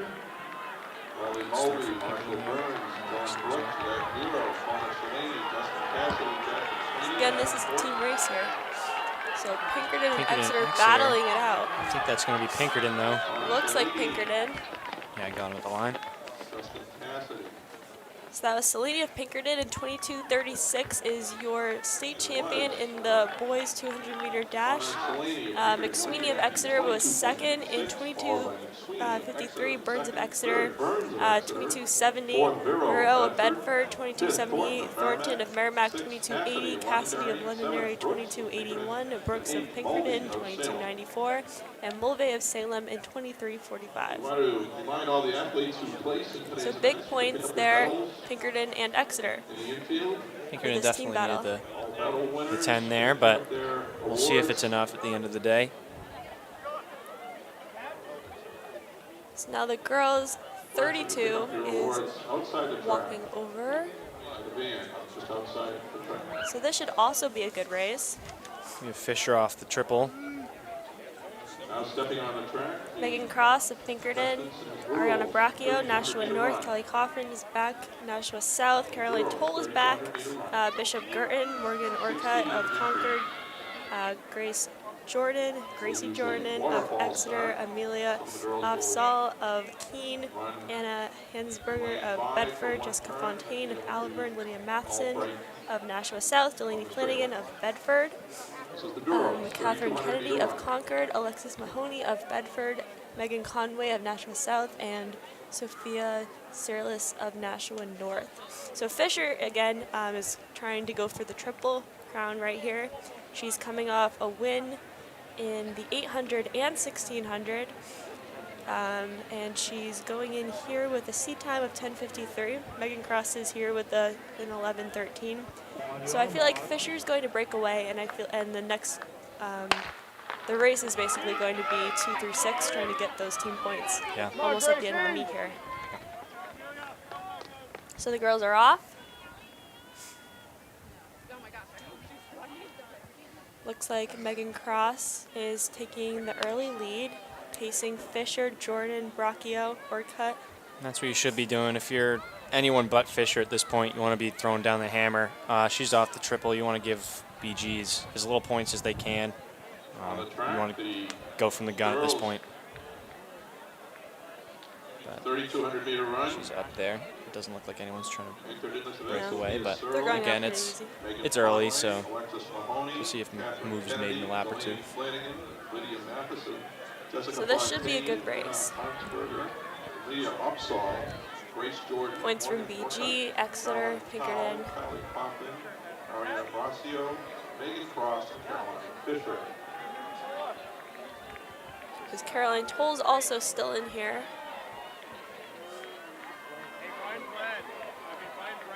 I could barely run the 16:32 double in high school, so Triple. yeah. And triple crown, too. Again, she's tripling, so she's doing even more than that, so all the respect to her for sticking her head in there for the team. BG distance, all trying to run for the team here. Absolutely. We've seen them in every distance event so far. A lot of green lighting up the track.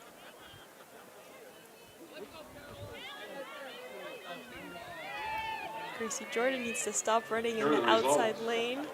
The boys triple jump. The boys triple jump. Sixth place. Again, it's Isaiah tightly packed here, so Sampson. at this Yeah. point you want to just tuck in behind the pack if you can 40 and feet, 1 inch. just stop running those extra few meters, but Thomas That group of Lamar, 10 and then the Exeter. group of 5 behind Also there. 40 feet, 1 inch. That 10's going to slowly break Fourth off. place, Xavier Provo. It's gonna, Fisher again, I'm sure is going to break off on her own. Third place. We'll see She if might can- wait for a mile. We'll yeah, see. who knows? It's up in the air. She could be tired off of a double, but Cross is again, also- she's, yeah, again, it's up in the air. It's divisional meets. Anything can happen at this point, so. Cross, Bracchio, Coffin. Division 1 champion Joran Harrell. Pinkerton. Winning jump, Toll, 44 of feet, course. 1/2 inches. 32 and 1500, or 3K 1500 champion, this indoor D1s. Yeah. again, there's a lot of, it's a close race in that pack. So It is. It's still very tight at this point.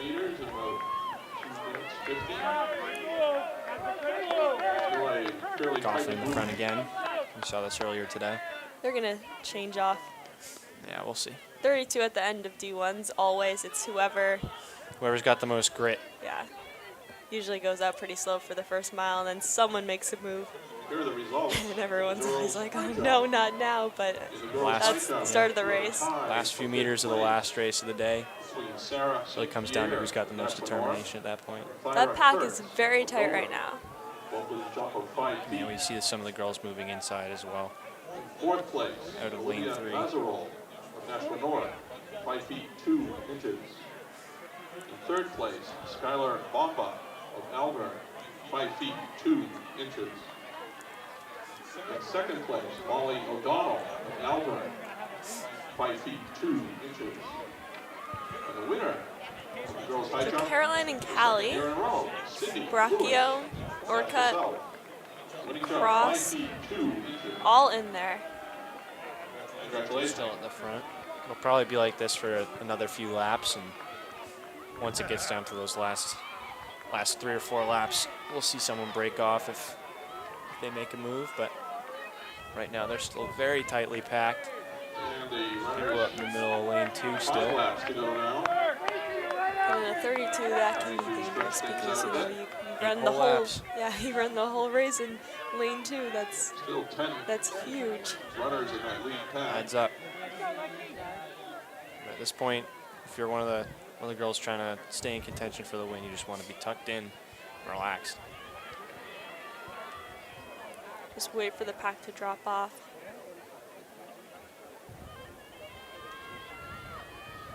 Here are the results of the girls' javelin throw. The girls' javelin, 6th place, Hannah Fraser, Pinkerton. Still very tight. 8 inches. 200 meters to go until halfway. 5th place, Kaylee Covey of Manchester Central, 97 feet 8 inches. In 4th So place, this isn't very fast. Franks, They're Pinkerton, obviously a lot of these girls are very tired right now. They've Definitely. been in 3rd relays. place, They've been in the Amelia 16, Graves, 800. Pinkerton, 101 feet 2 All the distance events. We've seen pretty much everyone here already today at least once. 103 feet Right. 10 inches. And the winner of the girls' javelin, 2019 Division I champion, Elena Prada, National North.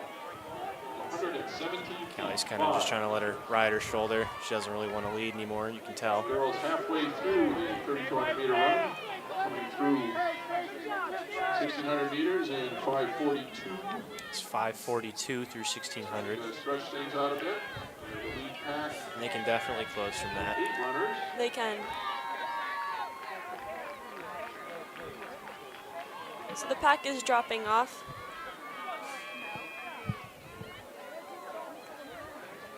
Yeah, we can see some girls getting strung out here, but Here are the results of the boys' discus.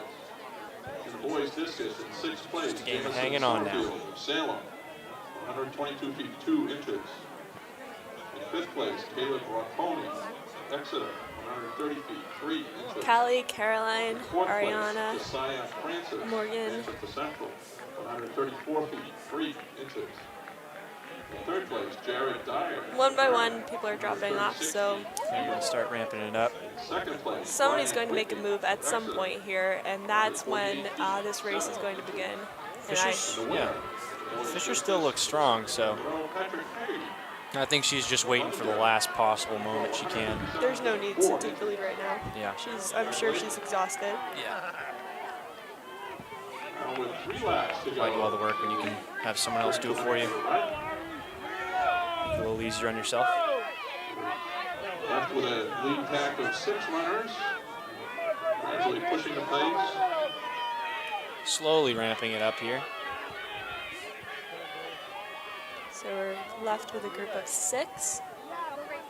Still the leaders we've seen so Here are the far. results of the girls' No one up shot front has put. dropped off the pack. Girls' shot put No, they in all look 6th very place, comfortable. Adriana Even, Bouchier of Pinkerton, the returners, 4 inches. they look, They're all looking yeah. 5th place, Gabriela within themselves Forte at this of point. Bedford, 32 Nobody feet, looks 7 like they're waiting. struggling too much. But We'll see who can respond because there will be a move made within the next few laps. So right now it looks like Caroline and Callie are opening up a little bit. If Braccio closes this, it'll still be the pack, but if they don't respond, then I feel like it's going to be the race between those two. Yeah. At this point, you just got to hang on for dear life. Everyone's tired. Just got to bite the bullet. 2019 Score the points. Victoria Conrad. Nashua North winning throw. So this is great for BG too. It is. More team points for them. But again, Coffin's not, she hasn't given up. With only 2 to go. She's still hanging in. Again, everyone is still tightly packed. There's about 1 stride between Coffin, Fisher, and the other 3 girls. So 2 laps to go. And they're starting to pick it up a little bit more. Coffin was second in the heat last year. Caroline Fisher is the defending champion in this event. And Caroline is the defending champion. So if she could pull off this triple crown and get 30 points, that's amazing. But Callie is going to not make it easy for her. And the 30 points is very rare. You'll rarely ever see that. I mean, Winslow on the men's side is trying to attempt the same thing, but he's got it a little bit harder, I believe, since Mackenzie's fresh. But again, back to this race, they're pulling away. 600 to go.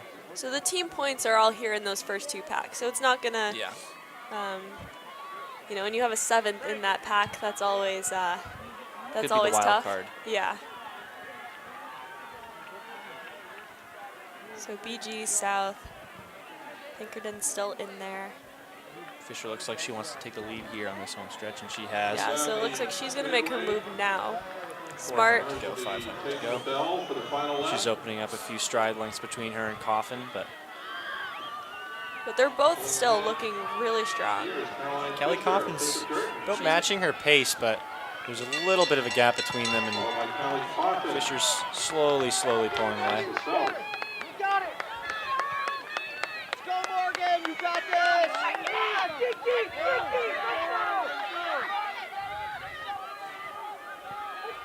But she might be able to do the Triple Crown 30-point triple. She has about a 2 or 3 second lead right now on Callie. It looks like she's going to make this Triple Crown. It looks like she's got this in the bag. She looks strong in the back stretch. So again, she pretty big she gap. won the 800, she won the 1600. Now she's ran them back to the both 30s. very tactically, and this she also ran tactically. That's what you got to do. 200 meters to go. 200 meters to go for our leader, Caroline Fisher. It's all about the points. You do what you got to do. MOCs is when you get to run fast. She looks tired, but she still looks strong, so that's great. She has 100 meters to go. She was first in the 1,000 meter run. Pulling in a lot of points for BG here. So this is going to conclude again 30 points here from Caroline Fisher for Bishop Girton. That's huge. So she's going to be just over 11. This is 11:06. Caroline Fisher pulling the Triple Crown. 3-time Division I champion in one day. Coffin in second. 1 day and a couple of hours. So Coffin was second in 11:12. Harnsberger from Bedford was 11:15 for third. Orcutt of Concord was 11:19. Cross Pinkerton was 11:22. Braccio of Nashua North was 11:29. Toll of Bishop Girton was 11:29. And Opsal of Keene was 11:30.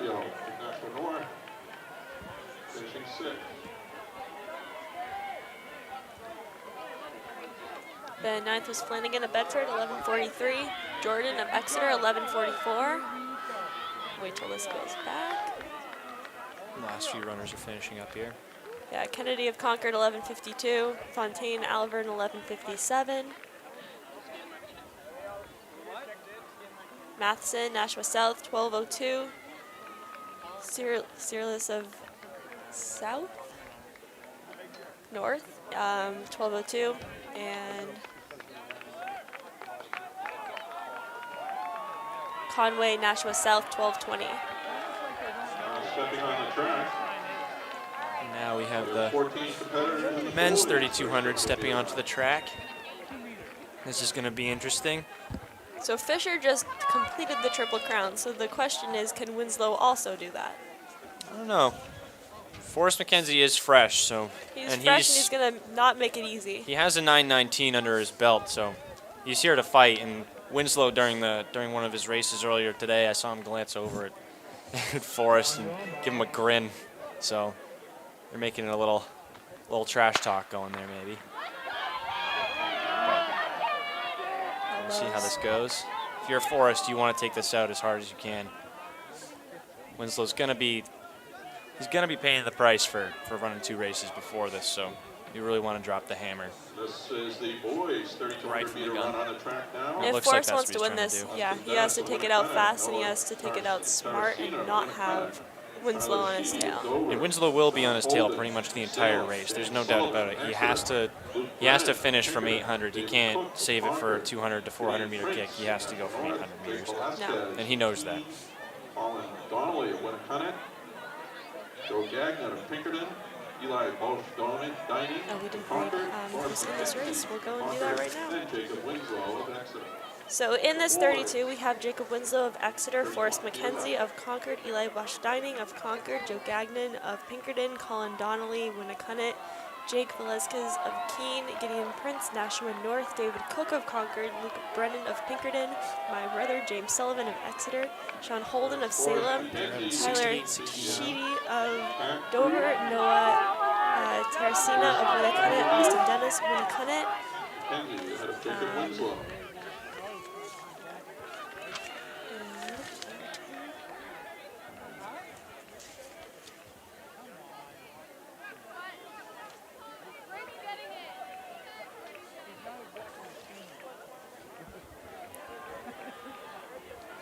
Off from my page.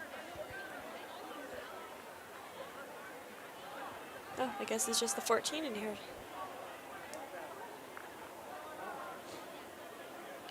So Forrest and Jake. And Forrest is doing what he needs to do here. He went out in 68, 69, which is right about what he needs to be. That's just under 9:20 pace. So a smart race from him. Going out hard. He knows Winslow's going to be a little bit tired, but we could have the double, triple crown on the women's and men's side here tonight. We could see that.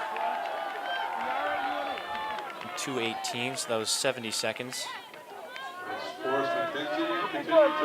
So Forrest is continuing to lead the pack, but it's still it's pretty close with all of them. It is, and this is an honest pace. 68, 70-second splits are that's honest, but if I was Forrest, I'd still want to keep my foot on the gas. You want to keep those laps under 70 seconds. Exactly. Because Winslow's has run under 9:20 by far, so he is capable of this pace, but we don't know if he's tired or not. Put the hammer down and hope that the rest of the field's tired. Yeah. But this is going to be a hard race, so a lot of these guys that you see in here are fresh, unlike the women's side, where most of them had doubled and tripled into other events. So this is definitely going to be a faster race. Because the team race is still coming down to Exeter and Pinkerton, so we have a couple. Obviously, we have Jake, we have my brother James vying for 6th place. Yeah, you can see point. Bush Dining's still in there. Velasquez is still in there. Joe Gagnon's still up there. So Forrest looks strong. The rest of them do too, though. Is that Colin Donnelly? I'm not sure.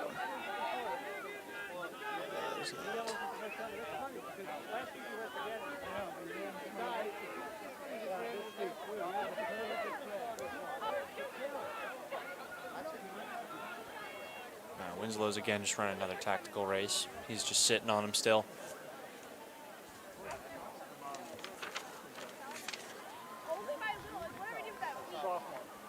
Here are the results of the boys' high jump. That was Colin Donnelly in there. 4th right now. 5 feet 8 inches. In 5th place, Matt Small, Pinkerton, 5 feet 10 inches. In 4th place, Alex Opsall, Keene, 5 feet 10. Velasquez is moving up here. In 3rd place, Adam Spencer. So I think similar to the girls' race with 32s, Usually it starts with a big pack and just one by one everyone Yeah. drops off until the last 2 laps when somebody makes a move in the front. Because a lot of guys can run a 440 mile, but right after that, it's when it comes down to who's got the mileage, who's done the hard workouts from there, who's got the most endurance. Right. Because from here, it's just all acceleration into the finish. So if you're Forrest, you got to put the pedal to the metal now and get going if you want to win this race. But still, Winslow's sitting comfortable. Alaska's there in second, Donnelly in third. A little bit of shoving. Winslow does not want to get boxed in. But again, I don't think Winslow is in spikes right now.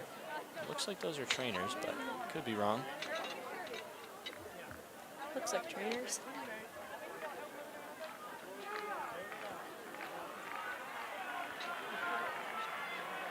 So that's still a very close pack, and this is, again, 5.5 minutes into the race. Yep. So It's still tight right now.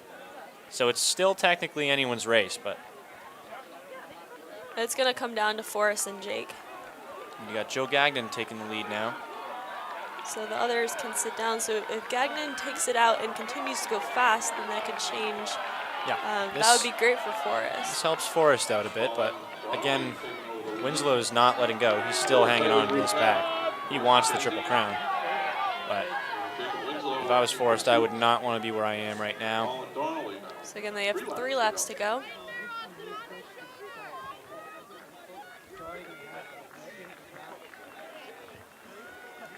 Again, Pinkerton is trying to get those points made up from the 4x1. Yes, they are. And Joe Gagnon here, if he can pull out, you know, a third place, possibly a second place, who knows?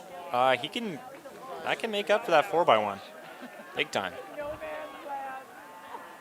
It's events like these that can have a little bit of an upset for your team.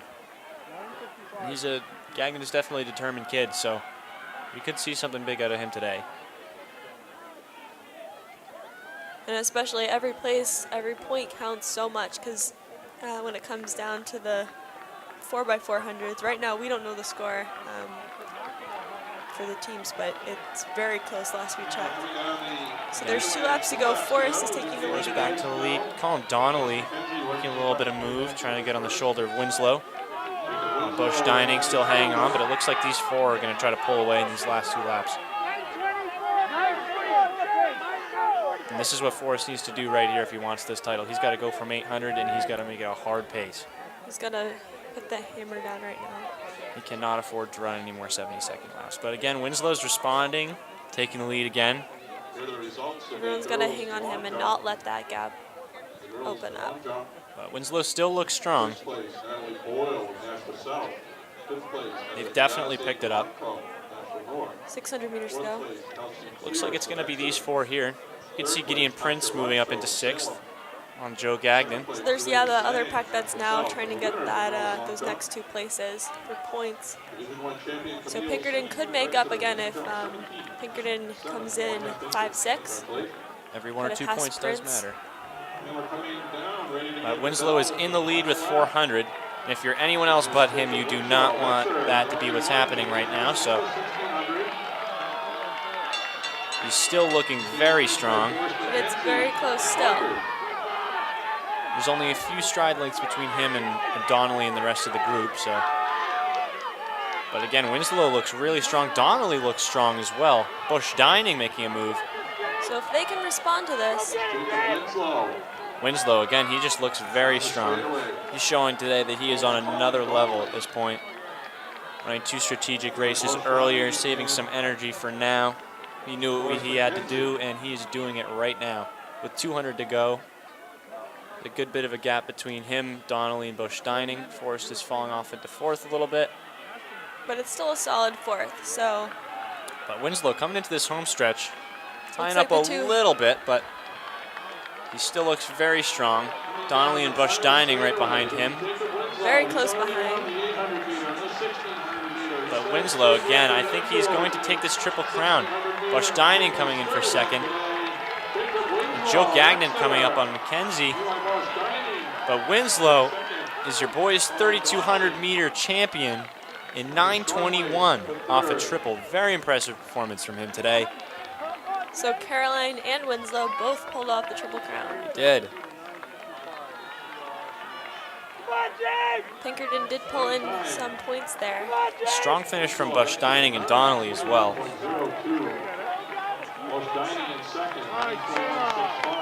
So again, Winslow was 9:21.02. Bush Dining was.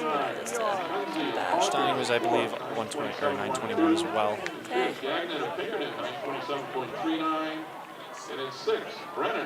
Donnelly 9:22. Mackenzie. It was 9:24, I believe. Or 9:27 for Mackenzie. 9:27 for Joe Gagnon. 29 for Brennan. Prince was 33. But a very strong overall race at the end of the day. A team-oriented divisional meet like today. Rare you see something under 9:20, but strong race, very strong race. Okay, so now we're getting into the girls 4x4s. These are always the loudest events from the fans around. Everyone always gathers around. So do we know the team scores right now? We do not have the team scores up here right now, but again, the 4x4s are make and break. We've seen state championships won and lost in 4x4s.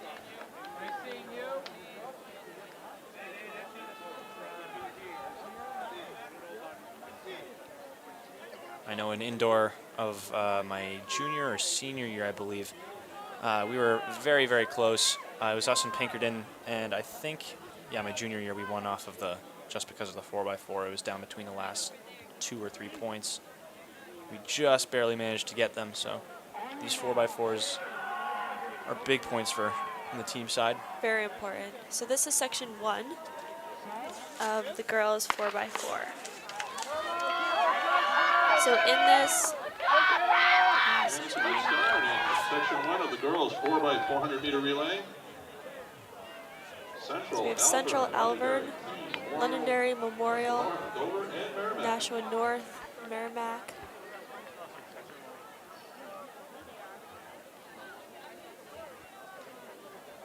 Is that Keene there on the far right side of the screen? Looks like Keene.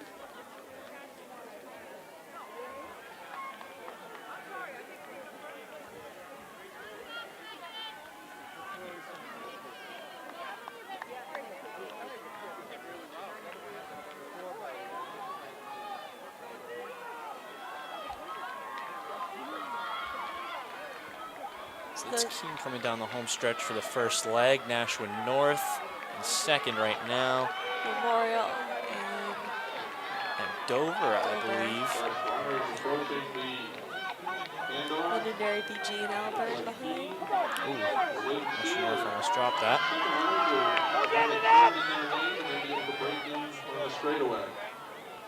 Keene looking very strong right now up front. So they can break in on the straightaway.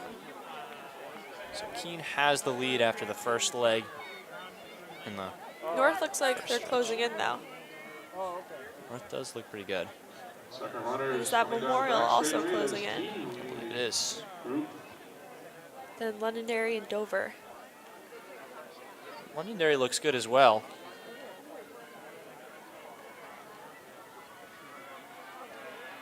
So Keene could score from this heat. They could. Again, the slow heats do matter. You can't just completely give up or whatever if you're in the slower heat, because you got to put yourself out there, and if you have to run by yourself, it's what you got to do. These last few points are what matters, and you could upset from the slow heat. So. Ooh, fall from Londonderry. Almost. That's close. You see 2 of them in this heat alone.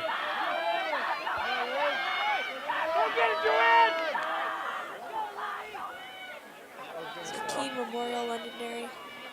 Memorial's looking good, making up a bit of that gap. So that's Morgan Nault closing in. Memorial going to make a pass here. Londonderry right behind. Looks like it's these 3.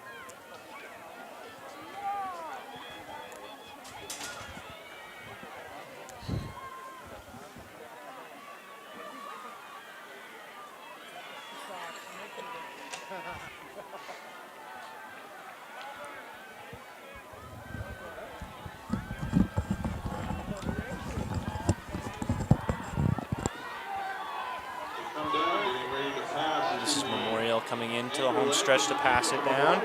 Keene in second. Londonderry in third with Nashua North in fourth. Dover right behind in fifth. Central in sixth, and Alvern coming down. Well, I'd like to personally congratulate Jacob Winslow because that's Yeah. one hell of a day. Yeah. I tell you what, I didn't expect him to run a 9:21 after that, and awesome day. I think that might have just sealed the deal for Exeter. Yeah. I don't know what the other points are out there. Huge points. What's that? I don't know. We gotta look. Let's see. Let's not take away from this race right now. Keene is a very strong 4x4 leg right now. She's just hammering it home. Closed a little bit of a gap and now takes the lead for her team. It's Michaela Randall again. And we've seen her already today in a few events. Well, I'm looking at the Memorial's coming back.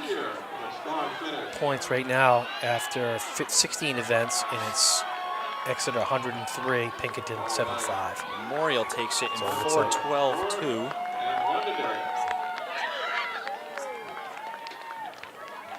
We have a trainer to the football area, please. Keene in second, National North in third, Londonderry in fourth, But you remember, we still have other events. Central in sixth, Thank you.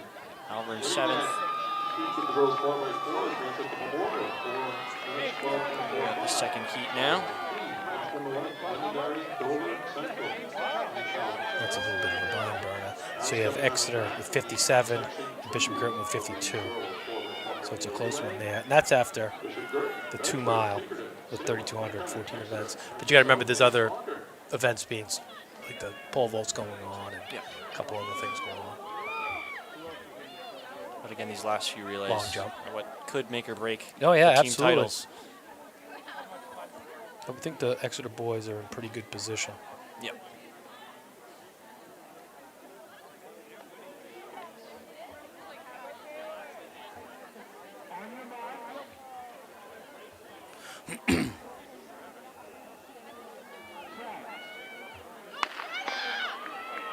Colin Donnelly had like a 19-second improvement. Yep. A good start. He had a great race there. Section 2 of the girls 4x400 meter relay. Second section of the 4x4 is off here. Salem, Winnicott, Exeter, Nashua South, and Concord. How about a freshman running 9:29? Yeah. That's pretty good. As a freshman, I was running 10:50, Yeah. if that.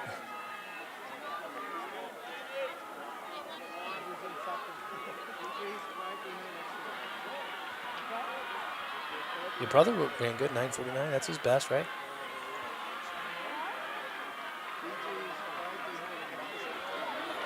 So here in the lead on the home stretch. Still have that last stagger to make up. So we'll see what they can do, but I believe they have enough of a lead after this last turn to stay first. Second runners will stay in their lanes now. Rapid turn and straightaway right to the curve. But again, you got to watch out for Concord. They're going to have Grace Devaney on this 4x4. So if they can put her in striking distance, that means good for their team. Yeah, lately though they haven't been doing that. She needs, if she's within 5 seconds, 5 to 6 seconds, she can be in any race. But dig, Doesn't look like it right now. no. Salem is in the lead currently. I believe that's Winnicott in second. Yeah.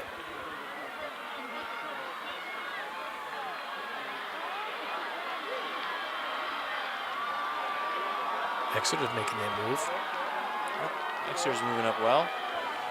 Salem and Winnicott.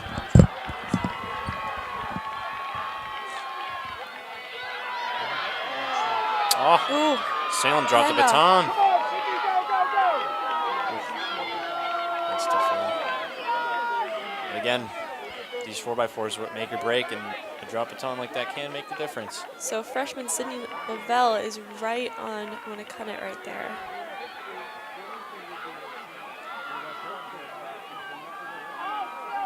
Looks like it's going to be a 3-team race.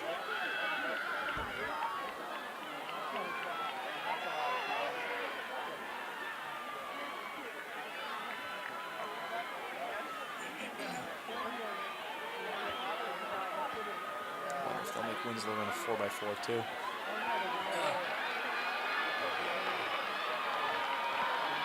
So Winnicott has the lead opening the up, but then outside. Exeter and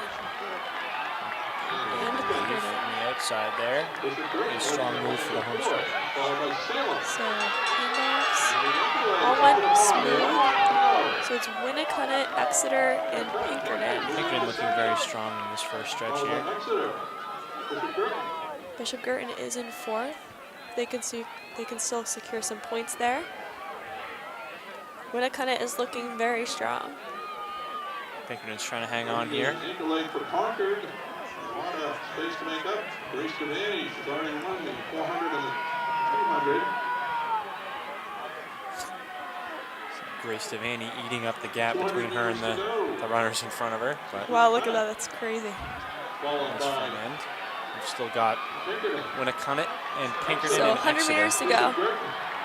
It looks like Winnicott is going to take this win and become 4x400 meter Division I state champions today. They're going to be just over 4 minutes. It's like 4 flat. Pinkerton right behind along with Exeter. And then Exeter, yeah. And that's B.G. Fisher anchoring their 4x4. She quadrupled tonight. Quadruple, that's crazy. She's got to be very tired right now. Bus ride back is going to be cramp central for her.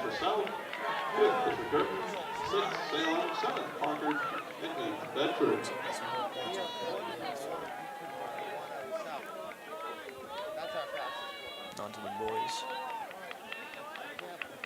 So the girls' race is still between Exeter and Girton.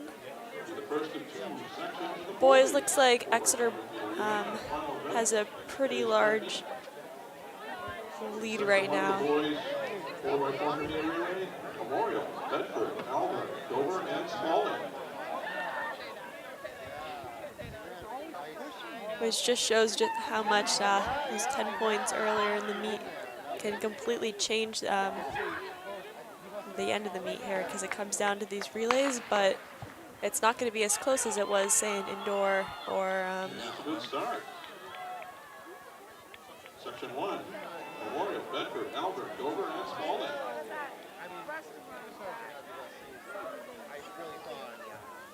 So this is section 1 of 2.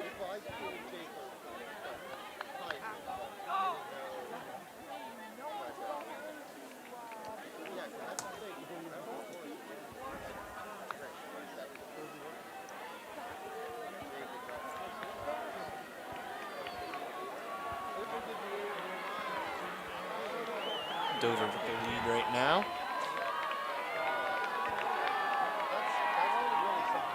Looks like Dover. Exchange zone. And we still have the first turn to go through. Smooth handoffs for It's devastating to see, because Salem, too, earlier. Dropped the baton Another- with a hefty lead, too.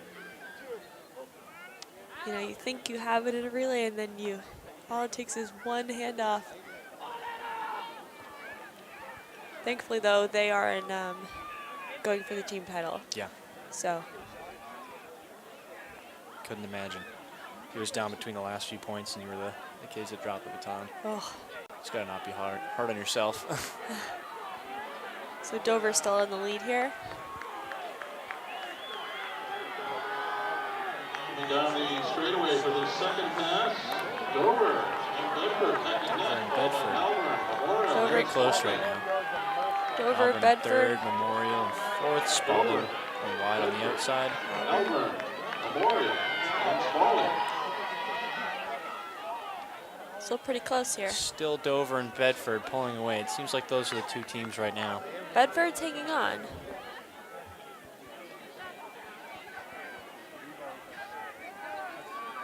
Looks like Bedford might try to take the lead going into the last curve.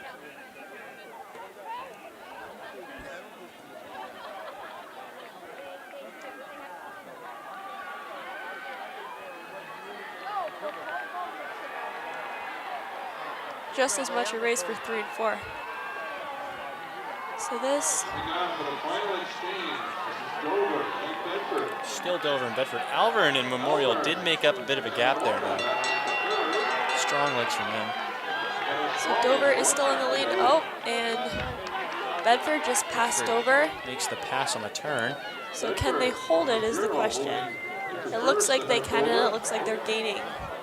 Got a little over 1 or 2 strides right now on this backstretch. Memorial now in third. Still Bedford looking very strong. What just happened with Alvern?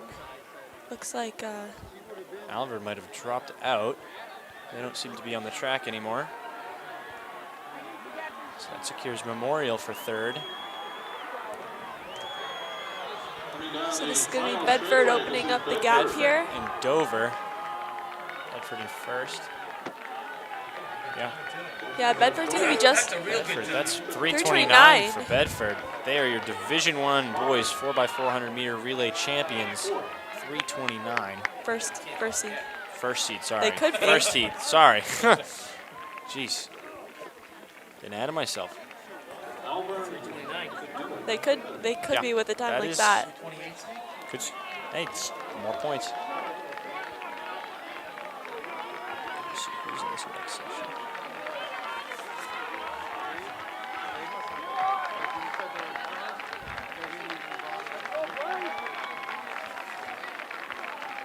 Looks like Alvern must have gotten hurt. Right now, 3:29 is just going off the notes. That is third place as of the seeds. Memorial third, Spalding fourth, and Alvern fifth. And they were seeded 3:35, so Now crushing their seed time. final section of the final race. Section 2, the boys 4x400. Yeah, they ran a great race. So we'll see how that time holds up against the rest of them. Both Bedford and Dover. So that's 3:29, remember that. Yes.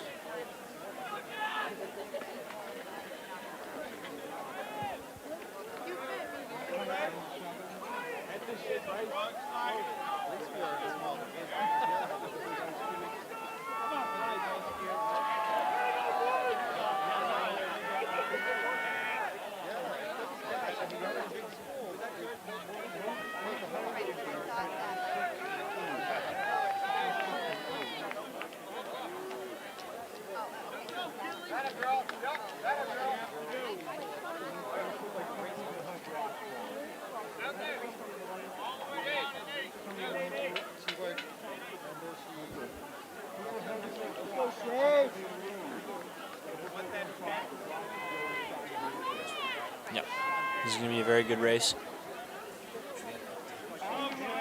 Team scores. As long as you can have fun now.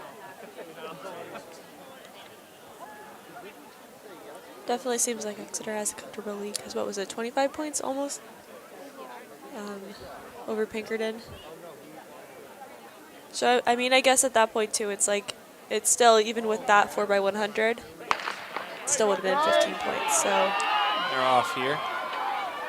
And we have a good start on our final track event of the evening. Section 2 of the boys 4x400 meter relay.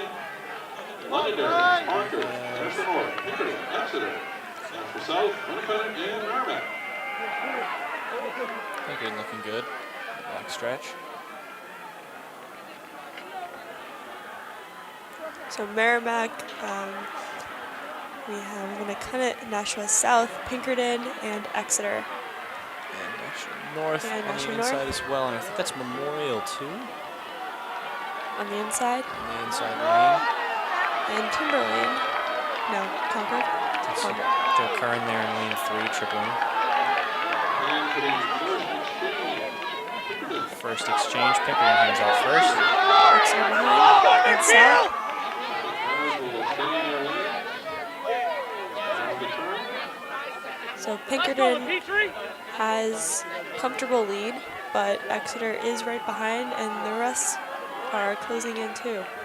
So it looks like Pinkerton, Exeter, and National North in the top 3. South close behind, Merrimack close behind.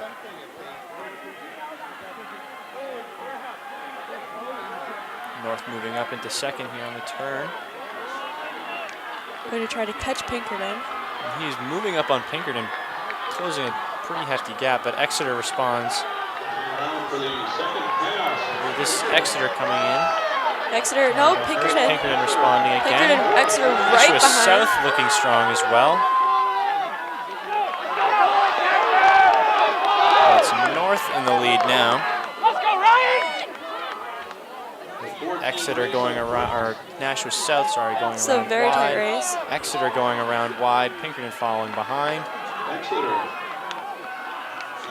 So South. South leading. Exeter Exeter, behind, Pinkerton, and behind, North. and North. That second pack is closing in on them now.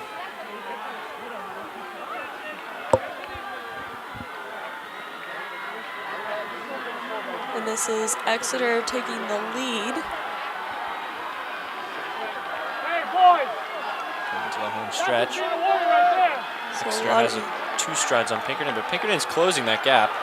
Pinkerton's gotten it back. Plaza again. Coming off that strong 800 from earlier today. Great leg on that 4x4. so Pinkerton, Exeter. Looks like Dante Radaganda passing Pinkerton right here. Going for the win. It's as it's seated right now. Exeter and Pinkerton up front. He's opening up a little bit of a lead. Exeter with, again, 1 or 2 strides, but just saw Plaza close that in the earlier leg, so who knows? Show me spikes. Yeah. Right. Exeter is looking strong in this last home stretch, though, and I think this is going to be theirs. So Dante's going to run, and the Exeter boys looks like are going. Very to be good time, coming. too. 3:26.4. Wow. And so they are the boys 4x400 Division I champions today. Not Bedford. Let's go! But again, Bedford took a 3rd place. Another slow heat, 3:29. So that was a very solid time then from the slow Yes. heat. Both heats. So again, you never Very good know. races. Let's go, boys! Okay, Ryan, I see you! Yes! Warrior Pride, baby!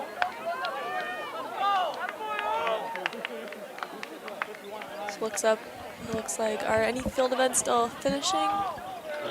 Pole vault is Good still job, going boys! right now. Good job! High jumps finished. It's a good time for all the athletes to pick up everything in the infield. We have water bottles, tape, and all sorts of things we need to leave the infield picked up. Also, medalists can pick up their medals outside the track. Find your medals.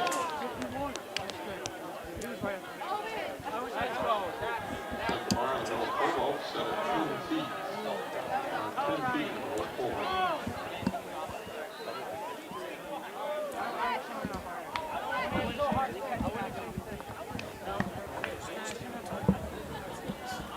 Right. Okay. Exactly. You asked for what? 331 you got.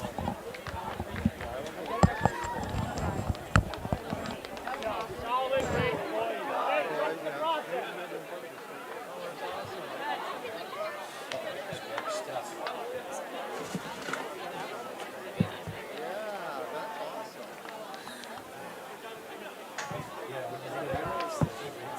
God.